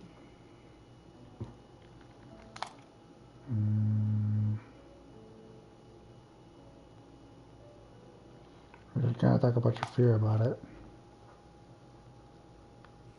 No, I've never been afraid of any pets. It's not like I have friends with giant pit bulls or anything. I did get a dog about 8 months ago, though. His name is Spock. It's the first time I've had a pet as an adult. I guess I'm afraid of not taking care of him properly. I mean, I might not be the best person to look after an animal, that's all. Interesting. Person Scranton. We had a couple of dogs that were part of the family, but my younger brother turned out to be allergic to them. I remember how devastated I was when my parents sat us down and explained that Tommy's allergies were getting worse and we had to get the dogs away. I mean, we found good homes for them, but it didn't make the goodbye any easier. I moved into a new apartment less than a year ago, and for the first time in my life, I have a place that allows pets. So I have a dog now for the first time since I was very young. He's a Chihuahua. Oh, it's a Chihuahua. Oh, house. Oh, Jesus.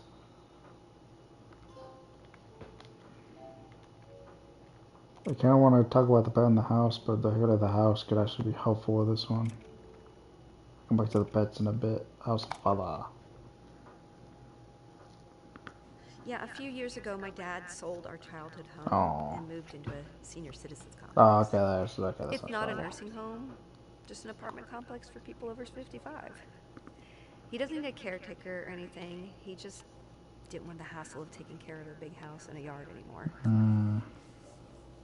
The decision, it made sense, but it was still strange to know that some strangers are living in the house I grew up in. Still, it was just one of those practical changes that needed to happen. House in Santa Claus. I wonder if parents who live in apartments still tell their kids the same stories about Santa Claus. Yeah. Really, just think about it. Santa visiting apartments? That just seems weird. I mean, we all grew up with a classic image of Santa, right? Fat guy in a red suit, flying around in a sleigh, landing on rooftops, squeezing down chimneys. But what about the kids in apartments, huh? Are we supposed to believe that Santa parks his sleigh on the roof of a 20-story building, then shimmies down the fire escape? It's like, hold on, Rudolph, I've got to rappel down this brick wall real quick. And what about the logistics of this? No chimney in an apartment, huh? Does Santa just pick the lock and let himself in? Oh, don't worry, Timmy. Santa's got a master key for every building in the city. Yeah, that's not creepy at all. Facts. House and mother. The house I grew up in changed after my mom died from cancer. The whole process felt like it just dragged on forever. So from then on, my parents' bedroom turned into this grim reminder of everything we went through. What used to be a normal room, but with way too many throw pillows, became this weird, emotional minefield. Every day I walked by, I was like, oh hey, remember that time you sat here for hours with your mom, trying to act normally while secretly freaking out? Yeah, fun times. Toward the end, my mom was stuck in bed all the time. I couldn't even go in that room anymore without feeling like she was just laying there.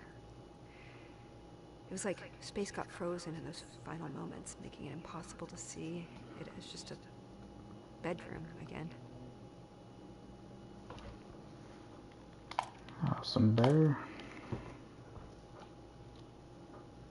I live in an apartment complex in New Orleans, and I've definitely never seen a bear anywhere near my apartment. In fact, I've never seen a bear around any place I've ever lived. My dad once thought he saw a bear in our yard when I was a kid, but it just turned out to be a big dog. So yeah, I'm struggling to make a solid connection on this one. New Orleans. Only 2 left. One of them is definitely gonna be Tommy. We're trying to get to Tommy, but how do we get to Tommy? Like, how is New Orleans gonna help? Jesus. Unless someone talk more about a dog. Let's go back to the house.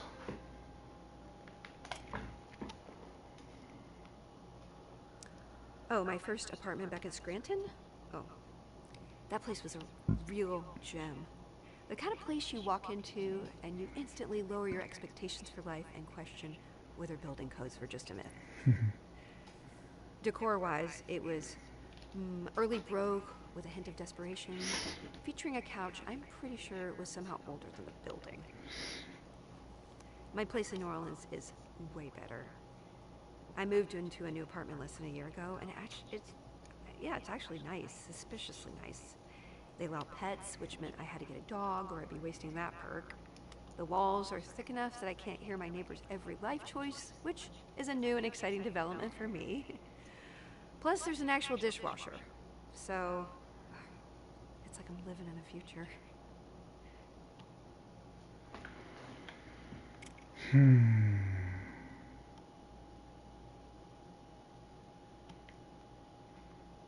So there's no bear. I feel like I need to talk about New Orleans, but it's like I don't know what to talk about it.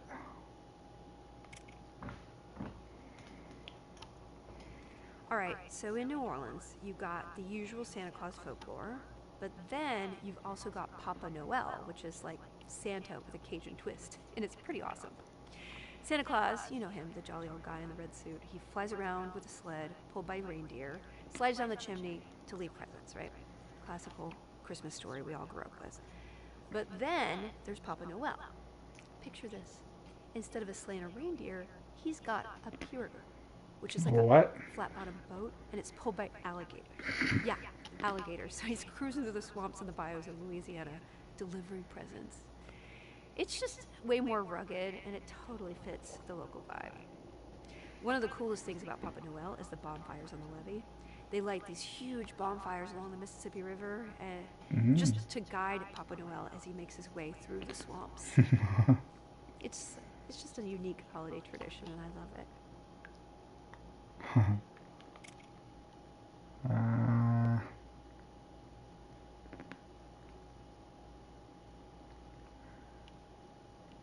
Gosh, what do I need for the last 2?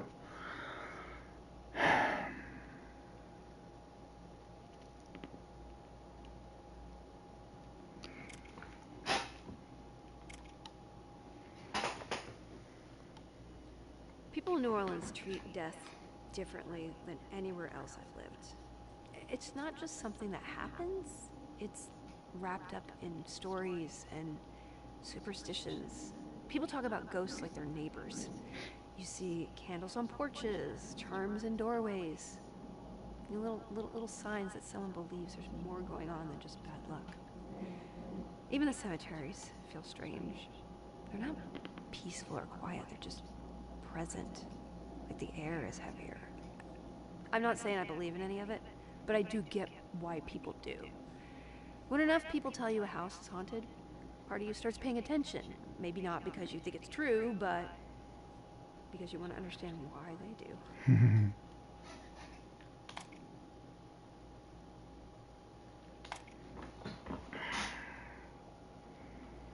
My apartment in New Orleans is great. It is in a much better area than my last place, and I finally have a space that feels like home. It's a decent size and it has all the amenities I need, and best of all, it's pet friendly.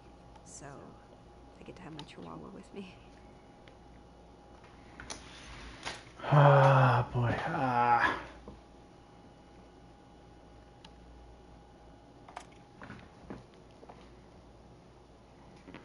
Scott's been a New Orleans guy his whole life.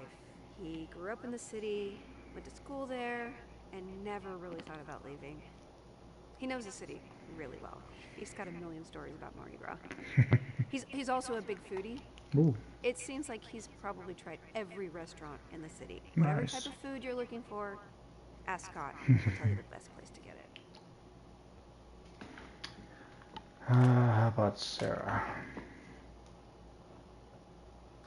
Sarah's lived in New Orleans her whole adult life.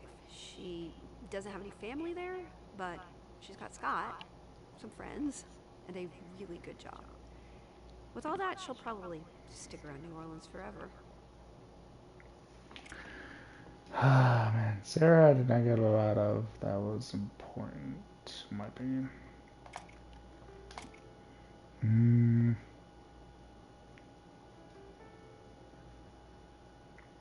Any mythical creatures of New Orleans?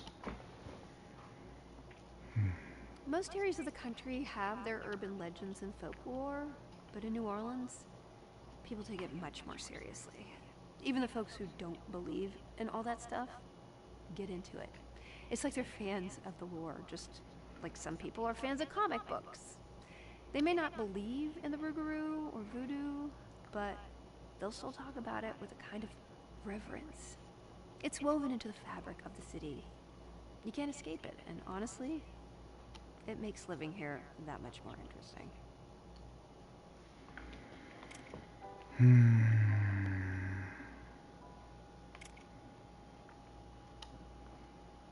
There aren't really bears in New Orleans. There are definitely bears in Louisiana, but they're not exactly hanging out in the French Quarter. They mostly stick to the more rural areas, away from the city. I have heard stories about a bear being spotted in New Orleans once or twice, but I've never actually seen one myself. Now, in my dream, I never really see the bear either. This has I to just stay hear more rustling in the cartoons. bushes, and as soon as Santa and I see it, this wave of sheer terror just overcomes me. And I wake up before I can get a good look at it. We're getting some with the bear. How about the pets? Ugh, I don't know anyone who has a pet bear. I mean, seriously, who looks at a giant clawed beast and thinks, yeah, I want that lounging around my living room. I did have a teddy bear once. That was a big deal when I was little, like 5. Mr. Fuzzy was his name, and he went everywhere with me. Yeah, but let's be real, I'm not 5 anymore, and Mr. Fuzzy's days of being my constant companion are long gone. It's funny how something so important to you as a kid can just fade into the background as you grow up. Kind of like those childhood fears about monsters under the bed. Now the only monsters I worry about are the ones sending me emails on my day off.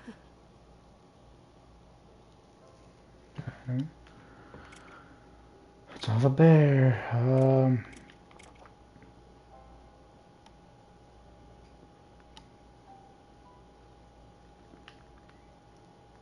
Sphere. Fear in New Orleans is a unique mix. I mean, sure, there's the usual worry about crime and hurricanes, but then there's this local layer of lore too. People talk about haunted places and voodoo and supernatural forces. Walking through the French Quarter at night with its old buildings and flickering gas lamps, it can feel a bit spooky, even if you don't believe in ghosts. Oh, I don't remember what they actually talked about gaming. I actually don't remember bear and gaming. Watch your father. My dad visited me in New Orleans once. We ended up doing all the touristy things. We started with the French Quarter, heading up Jackson Square. We also did the haunted history tour, hearing all the ghost stories and legends about vampires and voodoo with him. It made it a lot more fun. He's really into that stuff. The best part was the swamp tour. We hopped aboard an airboat and cruised beyond the bayou, spotting a few alligators along the way. My dad was in his element. He was joking about finding a swamp thing. It was weird. I'd never done any of these things before, despite living here. Sometimes it takes a visitor to make you appreciate the stuff in your own backyard.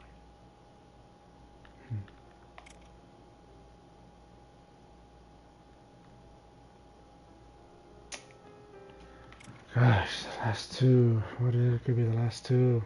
New Orleans is a very pet-friendly city, which is great for someone like me who loves animals. There are tons of events and places where you can bring your pet. Oh, one of the coolest things is the pet parade. They're just like the regular parades, but for pets. You see everything from dogs in costumes to cats in little wagons. It's a blast. My Chihuahua Spock, and he just loves it here. There are plenty of parks and pet-friendly spots where we can hang out. It's just one of the many things that make New Orleans so great.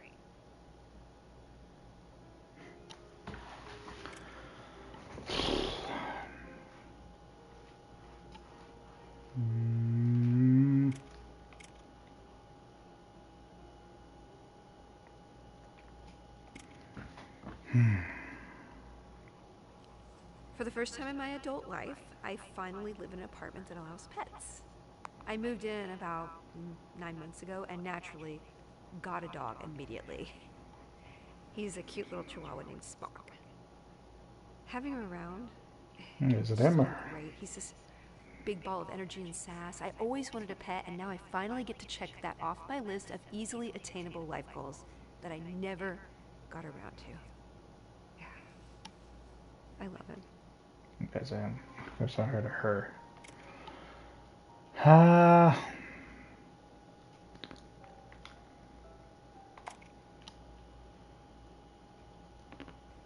Scott doesn't have any pets, which is probably for the best because he and my dog Spock do not get along. The only people who ever come over to my apartment are Scott and Sarah. Spock loves Sarah, but he barks at Scott a lot. And I think it's like a territorial thing since they're both male. I don't know. It's kind of funny to watch though, honestly.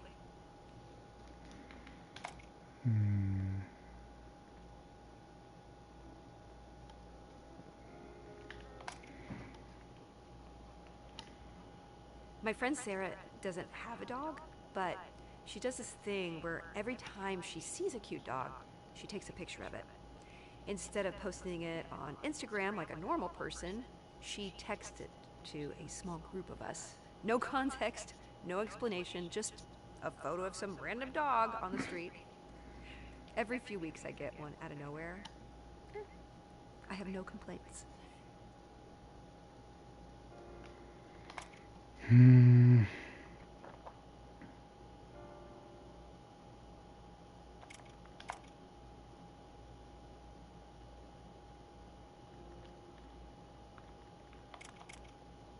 Yeah, this is everything of the bear. I wasn't causing gaming.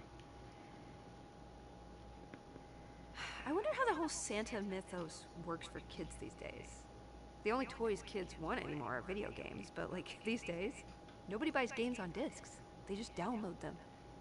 How does Santa keep busy? I mean, what's he doing all year? I guess when a new console comes out, he's got his work cut out for him, but other years, what's he gonna do? Back in the day, Santa had to lug around actual toys, bikes, action figures, all that stuff, and now it's like, hey, Santa, can you deliver this download code for Among Us? What's he gonna do, send an email? Where's the magic in that? So yeah, it's gotta be weird for the guy. Maybe it's just kicking back, hoping kids start wanting something he can actually put his sleigh and use for again. I don't know.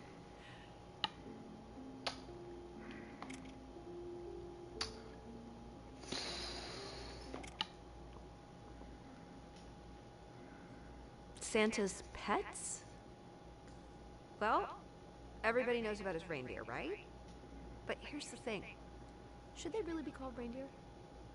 Real reindeer don't have magical powers, they can't fly, and they definitely don't haul around a sleigh full of presents at light speed. So clearly, these are some sort of mythical creatures, just like Santa himself. I think they deserve their own name. Think about it. If you encountered a magic flying reindeer that wasn't one of Santa's, what would you call it? It's like finding a unicorn and calling it a magical horse. It just doesn't capture the essence, Yeah. I mean, these creatures are doing something. They're doing some serious work. One night a year, and I think they should get a little more recognition than just being lumped in with a regular reindeer. Let's give credit where credit's due, okay? No, okay, so the pets are mythical creatures. If I could have any mythical creature as a pet, yeah, dragon would be at the top of my list. Jeez. Imagine having a dragon. Not only could it fly you around, it would also be the ultimate protection. No one is messing with you if you've got a dragon hanging around. Another cool one would be a phoenix. It's like having a built-in reset button for your pet. Every time it gets old or injured, it just bursts into flames and comes back good as new. Plus, they're pretty, and would definitely be a good conversation starter. Unicorns would be pretty awesome as well. Not only are they, beautiful and magical, but they're also supposed to have healing powers. Plus, who wouldn't want to have a unicorn grazing in their yard?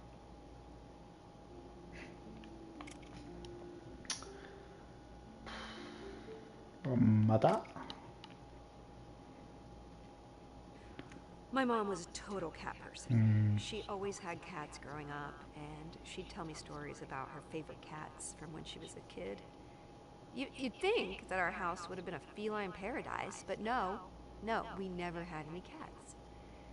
My dad, on the other hand, was a dog person, through and through. Somehow, he must have won the cat versus dog debate, because our only childhood pets were dogs. Yeah, it's like he won some bet we don't know about, and suddenly, we're a dog family. I don't know.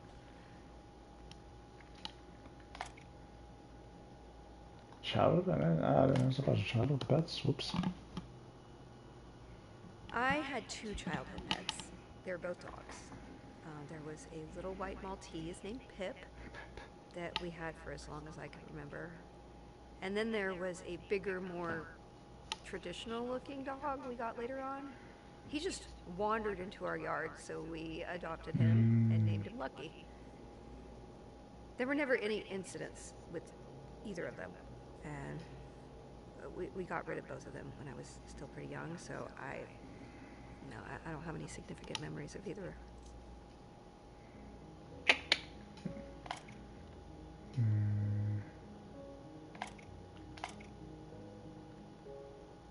House? After my mom and brother died, the house felt different, like just off. Like the energy was weird. I didn't notice it right away, but over time I started picking up on things. The living room, where we used to all hang out, suddenly felt way too quiet. The rooms felt like exhibits. Since then, I've been in other houses where someone had died, and I've gotten that same feeling. I'm sure there's a rational explanation, like maybe people go overboard with air fresheners, or the furniture gets rearranged and your brain notices something's not quite right. Still, I've picked up on it a few times. Man, I was thinking we gotta get somewhere. Nothing. I guess Sarah, I don't know. Sarah just got promoted because her boss Whoa, died. okay. She used to be a curator. Okay. Now she's a senior curator. I don't know what the difference is. She says it means more money and a better parking spot. She didn't seem upset or anything. Maybe she didn't know him that well, or maybe she just didn't like him.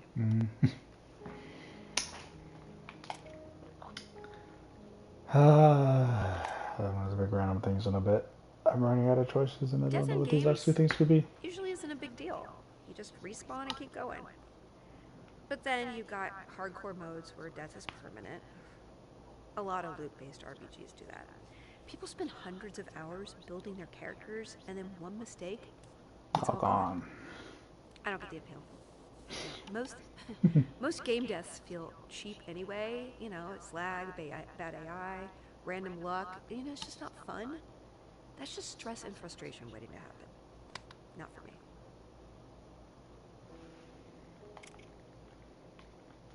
TV and movies. Ah, man. After I lost my mom and Tommy, I just couldn't deal with death on TV anymore. It's everywhere.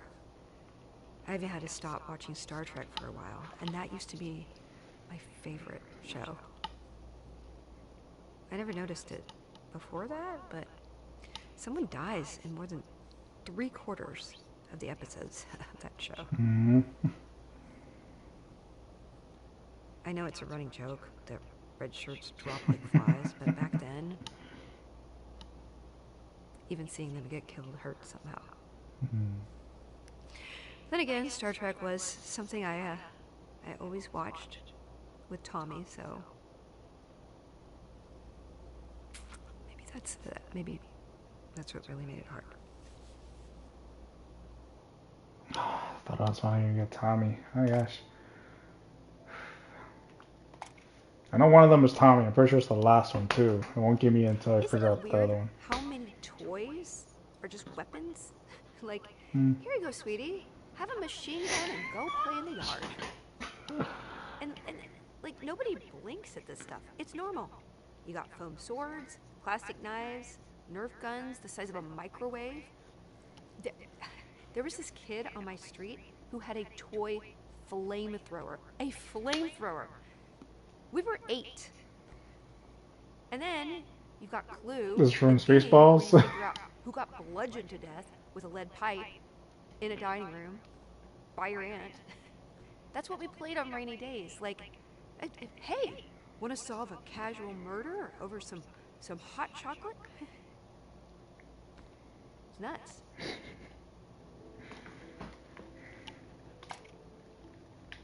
That's one. Oh man. I know one of them has to be Tommy. Path to get to the afterlife. And the weird thing is, how many of them come with rules? You know, you can't just die. There has to be a proper burial, a prayer, a rite. If you skip a step, the soul doesn't finish the journey. It gets stuck. Yeah, I don't believe in any of that, but that idea scares me more than the idea of dying itself. Not making it all the way. Getting stuck somewhere in between. Interesting. I'm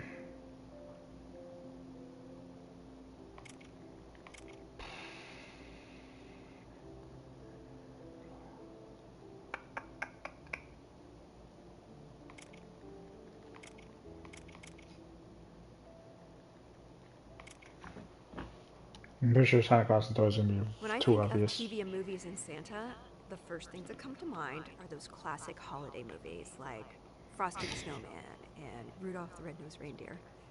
Yeah. Watching them as a kid, it was a holiday tradition in our house. There's something so nostalgic about those old stop-motion animations. Yeah, I've always had mixed feelings about Frosty the Snowman, though. It's a classic. I loved watching it as a kid, but that magic hat always freaked me out a bit. I couldn't help but wonder what would happen if they put it on something else, like a mannequin. Would it come to life too? And what if they made a dog out of snow? I don't know. Instead of a snowman, would we have a snow dog running around? I tend to think of weird things like that. Sorry.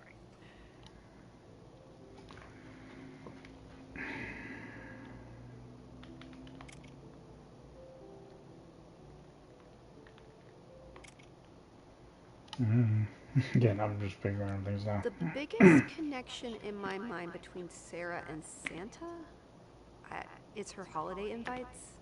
She's got the nicest apartment, so on Christmas and Thanksgiving, a few of us all gather there. She decorates for Christmas, puts up a tree and decorations. She doesn't go overboard because her place is still kind of small. My new apartment is actually bigger than hers. Yeah, maybe I should start hosting. I'll talk to Sarah about it and see what she thinks.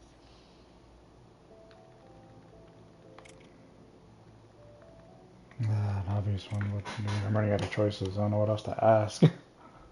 I used to love toys as a kid, but now they just don't appeal to me anymore.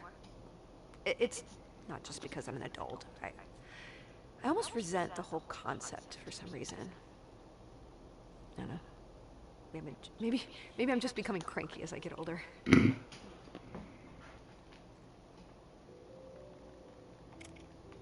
She's cranky. When I think of Santa and travel, well, the logistics of him delivering presents all over the world in one night never made any sense to me. Who came up with this stuff?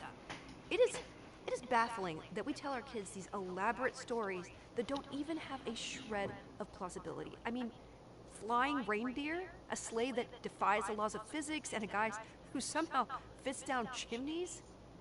How did this become such a commonly accepted tradition?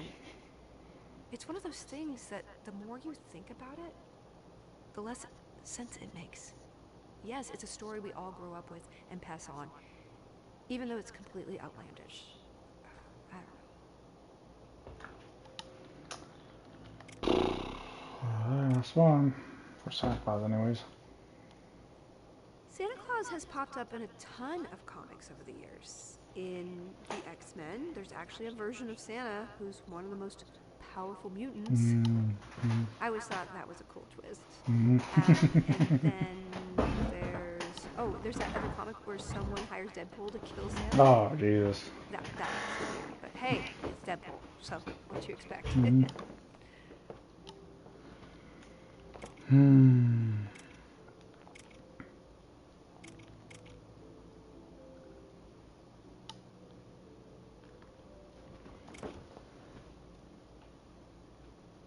Ooh, comic books and mythical creatures go hand in hand. I mean, seriously, every mythical creature you've ever heard of has shown up in a comic book at some point. From dragons to griffins to more obscure ones like the chupacabra or wendigo. They have all made an appearance. Yeah, I don't think I can name a single one that hasn't been in a comic book. How about gaming? Mythical creatures and gaming go hand in hand. Anytime there is a game with mythical creatures, I'm all in. Whether it's dragons, elves, fantasy beasts, I'm there for it. I never play a game as a human if there's a better option. I mean, why be a regular person when you can be an elf with magical powers? Duh.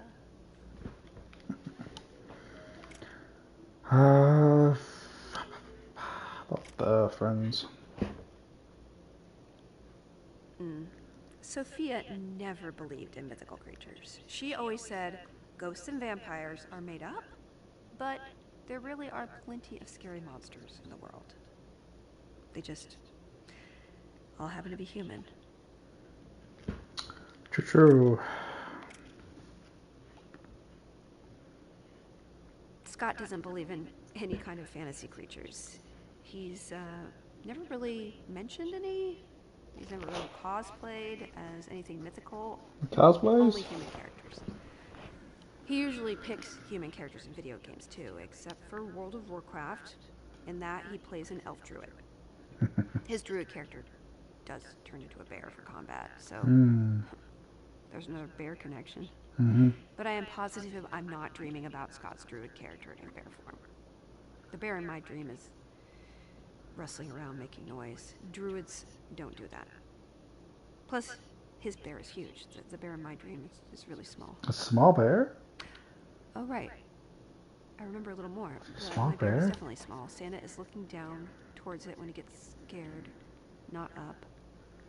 And I don't really remember what it looks like, but the moment I see it, I just get hit with this overwhelming terror and the dream ends. Yeah, I just wake up with my heart racing. Okay, the bear definitely should be your brother. Huh. I shouldn't have said that coming.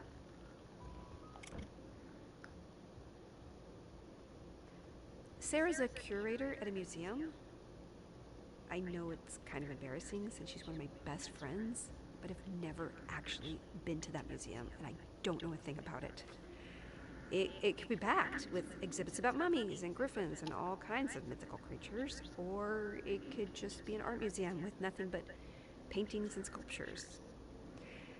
Honestly, I just have no clue. Sarah's never pushed me to go, probably because she knows museums aren't really my thing.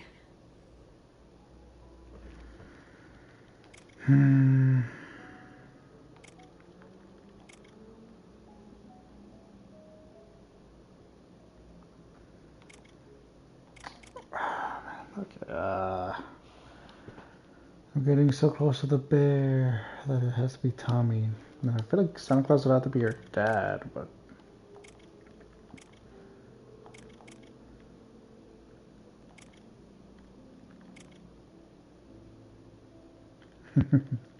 Any toys for your dog? All right, let's talk about pet toys. Do you ever notice how pet toys have gotten completely out of hand? Have they? I mean, when I was a kid, a dog had a bone or maybe a squeaky ball, and that was it. Now you walk into a pet store, and there's an entire aisle dedicated to these Okay, things. I'll give you that. There are chew toys, plush toys, puzzle toys, even toys that supposedly help clean their teeth. I mean, seriously, what is next? Doggy video games? I believe it.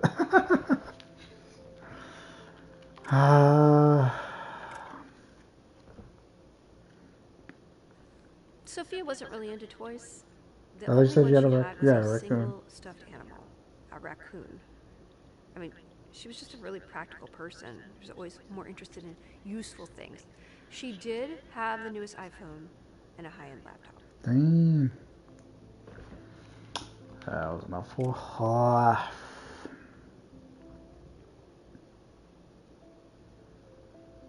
Let's do something with a toy.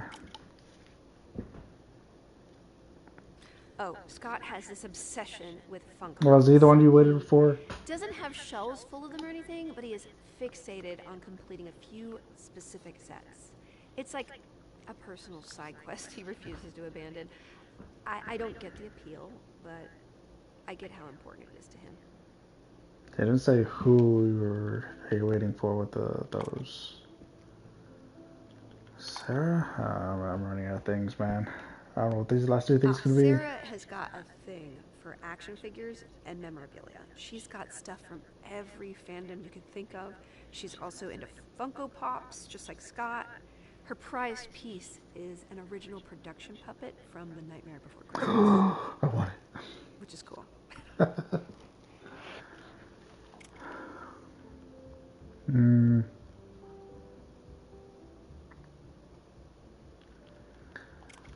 Oh, man.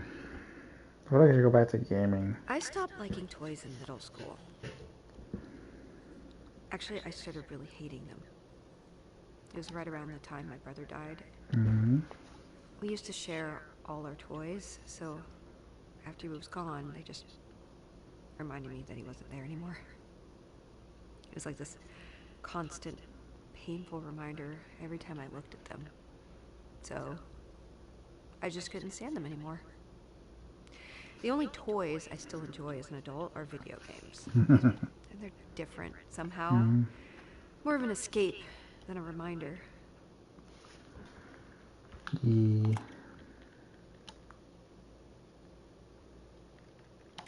Because I kind of want to talk about Scranton. When I think of Scranton and toys, the first thing that pops into my head is trains.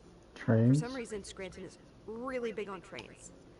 And growing up, our house was always filled with model trains. My dad had this whole setup in the basement, complete with tiny little trees and buildings, little people. He was like obsessed.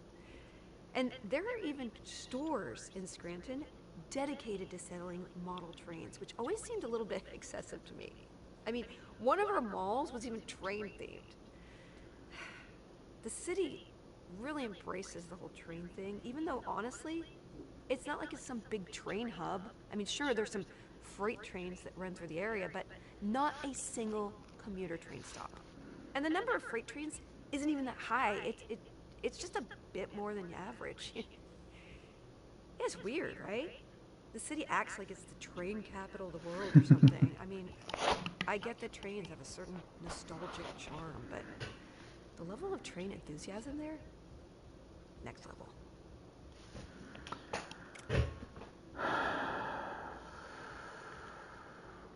Mm. Comparing New Orleans to Scranton is like comparing night and day. Scranton is this quiet, cold, small city where not much changes. The winters are brutal, and the most exciting thing there was usually a high school football game or a trip to the local mall. New Orleans, on the other hand, it's vibrant and full of life. There's always something happening, from jazz festivals to Mardi Gras parades. The weather is a lot warmer too, which is such a nice change from Scranton.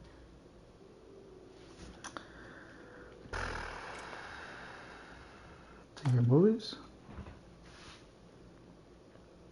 When I think about movies in Scranton, one cool thing that stands out is that the Scranton area still has drive-ins. Ooh.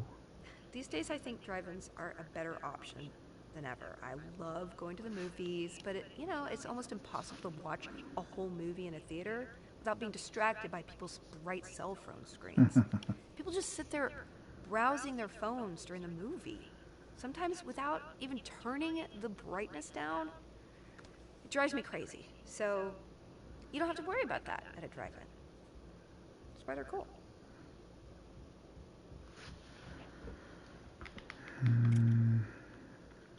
Gaming?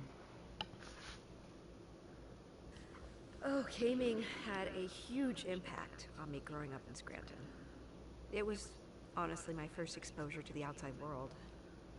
Online games were where I made tons of friends from all over the place, and I learned what life was like beyond my little bubble. Mm. I remember playing with people from different states, even different countries. I'd be chatting with someone from California or Florida, and I'd learn all these things, these cool things about their lives and their cities. Those online friends are still some of my best friends, even though we never met in person. Yeah, I probably wouldn't be living in New Orleans today if I hadn't been online, playing games, hearing about other places, especially ones that barely ever get any snow, which was what turned me on to the idea of moving. No snow.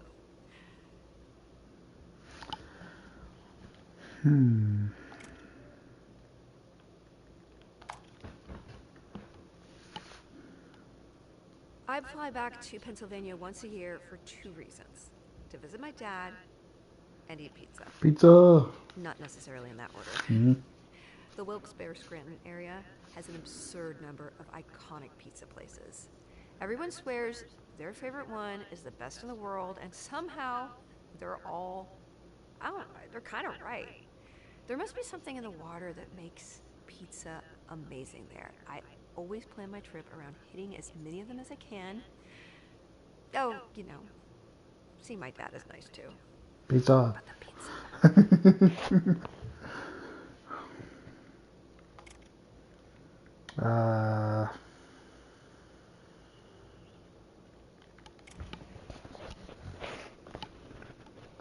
The comic book scene in Scranton is surprisingly solid, with a couple of great local shops that have impressive selections. It's not like the big city shops, but I found quite a few hidden gems there. Scranton is within driving distance of Philadelphia, so my dad took me to some, decent comic book conventions as a kid. Those, plus the Star Trek conventions he brought me to, are what got me started on the whole convention scene. And now conventions, they're just my go-to vacation. I don't remember if you said Sophia was from Scranton, but I'll ask. Sophia wasn't from Scranton, but she'd been there a few times. Her grandfather lived in Pittston, which is only a few minutes outside of Scranton. When people think of Scranton, they really mean the whole Wilkes-Barre Scranton area, and Pittston is basically the center of that area. I don't think I'll get anything from Scott and Sarah.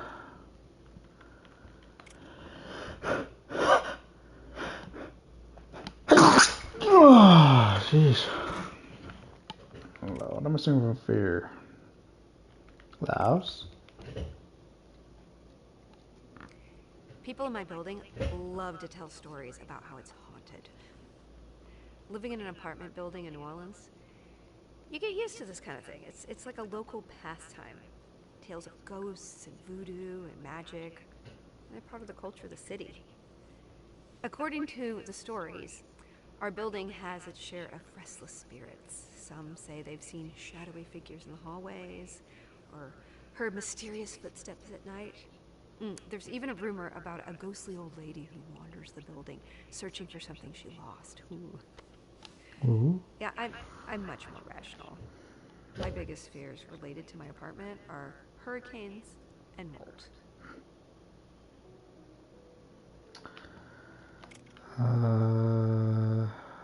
Toys? There were definitely some toys that freaked me out as a kid. One that stands out is, this old-fashioned porcelain doll my grandmother gave me. It had these glassy eyes that seemed to follow you around the room, and like this eerie, almost lifelike face. Couldn't stand to have it in my room at night. I was convinced it would just come to life. There was also this toy robot my dad got me once. It made these loud mechanical noises and had flashing red eyes. You were Yeah, scared it of was that? supposed to be cool and Yeah. futuristic, but to me, it's just plain scary. What? Creepy. Dolls are Scared a creepy. cat. Okay, I'll give you the doll, but to the robot, nah.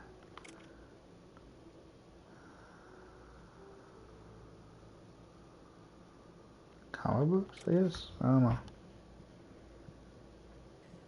The only time I ever got scared from comic books was when characters had weird powers that messed up the laws of physics.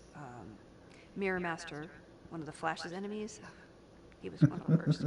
He would trap people in a mirror world where everything is backwards. Oh. The trapped people could see our world, but they couldn't escape. And what really freaked me out was just thinking about being stuck in that world. I mean, everything is reversed, and you have to adjust your understanding of reality. In Doctor Strange, the mirror dimension with folding buildings is creepy, but it's just too abstract. It's that backwards mirror dimension that scared me because figuring out how it works means undoing everything I know about science.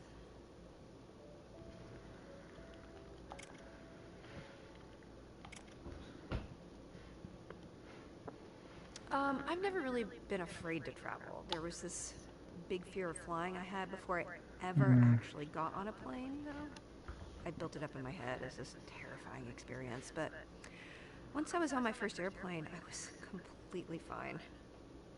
If I could, I'd travel all the time. Oh, there's just something so exciting about it. The only scary thing about traveling is paying for Yeah, it. paying for it. That's the real fear, watching your Yeesh. bank account drain. Book flights, Facts. hotel rooms, everything else. If it weren't for the cost, I would be on the road or in the air constantly. Yeah.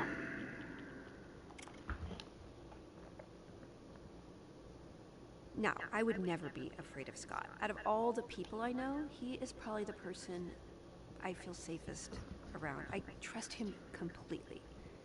Plus, he's a homicide detective, so he probably knows how to handle any dangerous situation.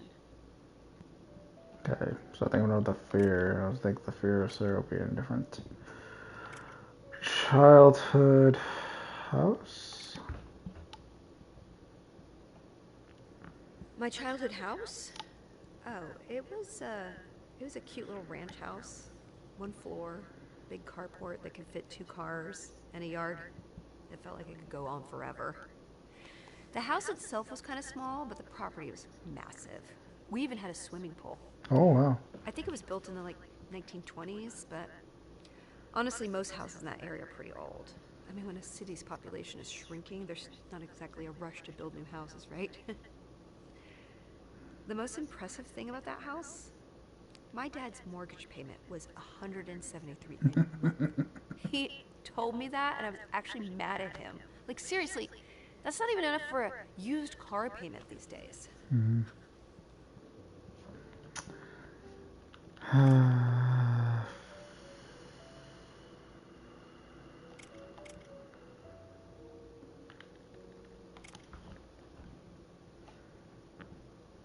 My first few years of school, maybe up to 3rd or 4th grade, we were all about trading toys with other kids. It was like this mini economy with everyone making deals daily, trying to get something they really wanted instead of something they were sick of.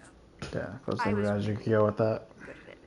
For me, it wasn't even about getting toys I wanted. The trading was the game. I would make any trade that got me something more valuable than what I started with, whether I wanted the thing or not. Then I would trade that for something more valuable, and then so on, and I'd end up trading a toy, getting it back, plus something extra, and trading it again. So, and so on. I had way more toys than I started with at the end.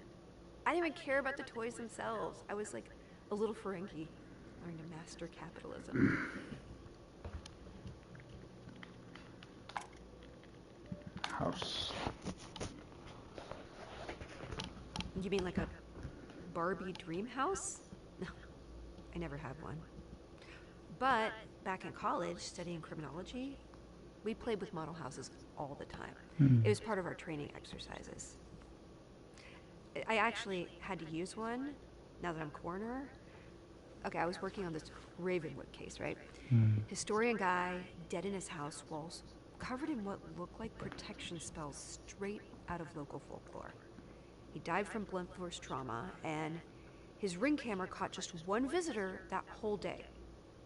Classic case of murder, or manslaughter at least. But hold on, here's the kicker. The defendant claims he and the victim were attacked by the Rougarou. That's this mythical creature from local Louisiana Jesus folklore. Christ.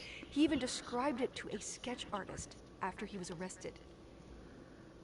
He stuck to that story in court, so they called me in to testify. So there I am, lugging this miniature house into court, having to stand there and show a bunch of supposedly sane adults that were dealing with a mundane human altercation, not some monster mash.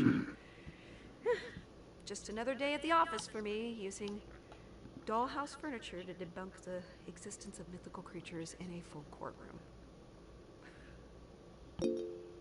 Coroner, oh my gosh, you finally got your job.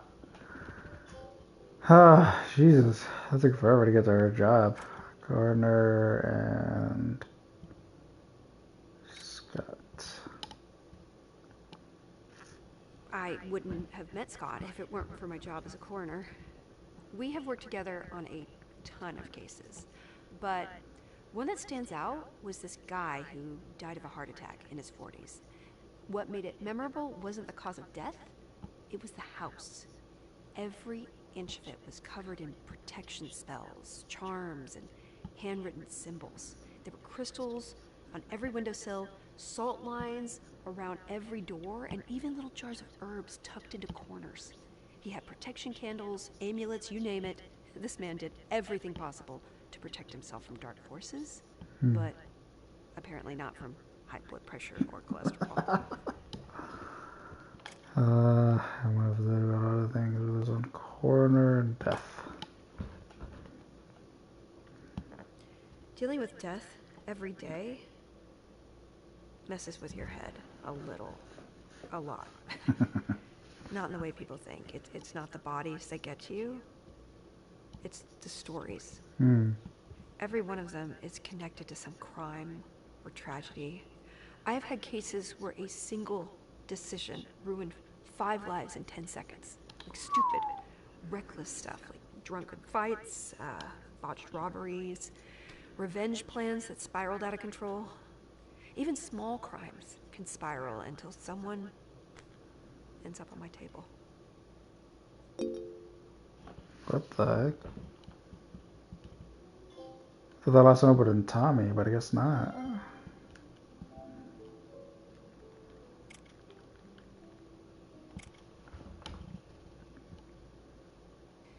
I have never encountered a crime involving a bear. I mean, come on, how often does that happen? Bears and crime don't really mix. Now, most of my cases are just your typical human-on-human stuff. But let me tell you, my detective buddy Scott loves to throw in some bear jokes just to mess with me. Every time there's something even slightly unusual, he's like, hey, you think a bear did this? It's a running joke. It's ridiculous, but his deadpan delivery makes it funny. So I was wondering how this game end. What is the end to this?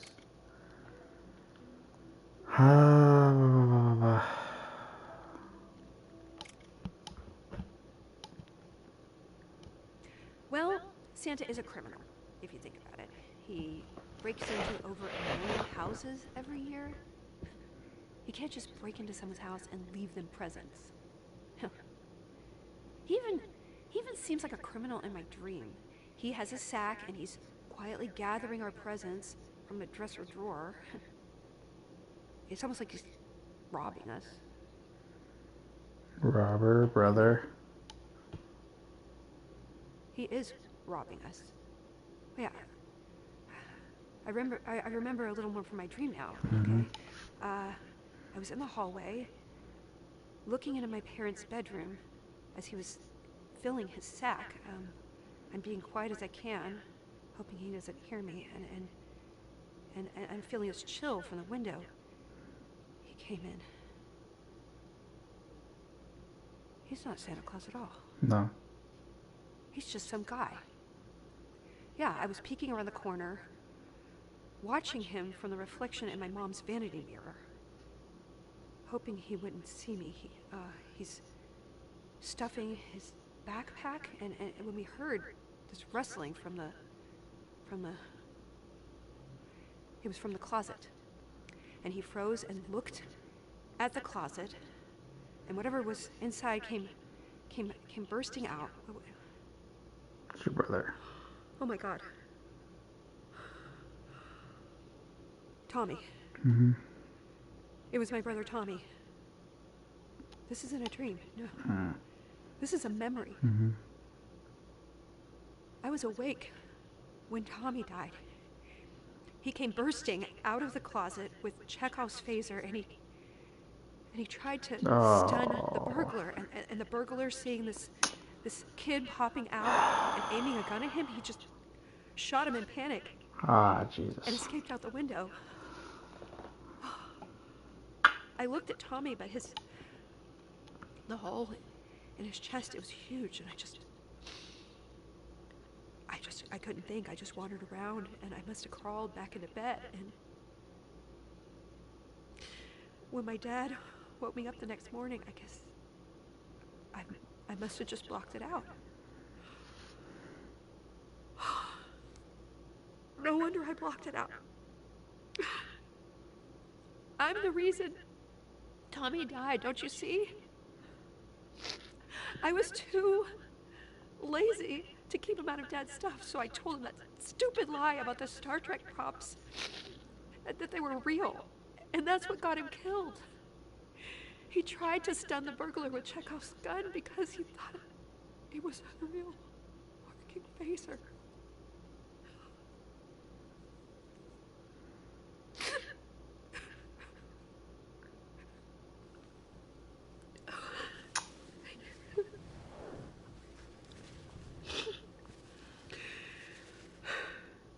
Jennifer, you need to understand, you are not responsible for your brother's death.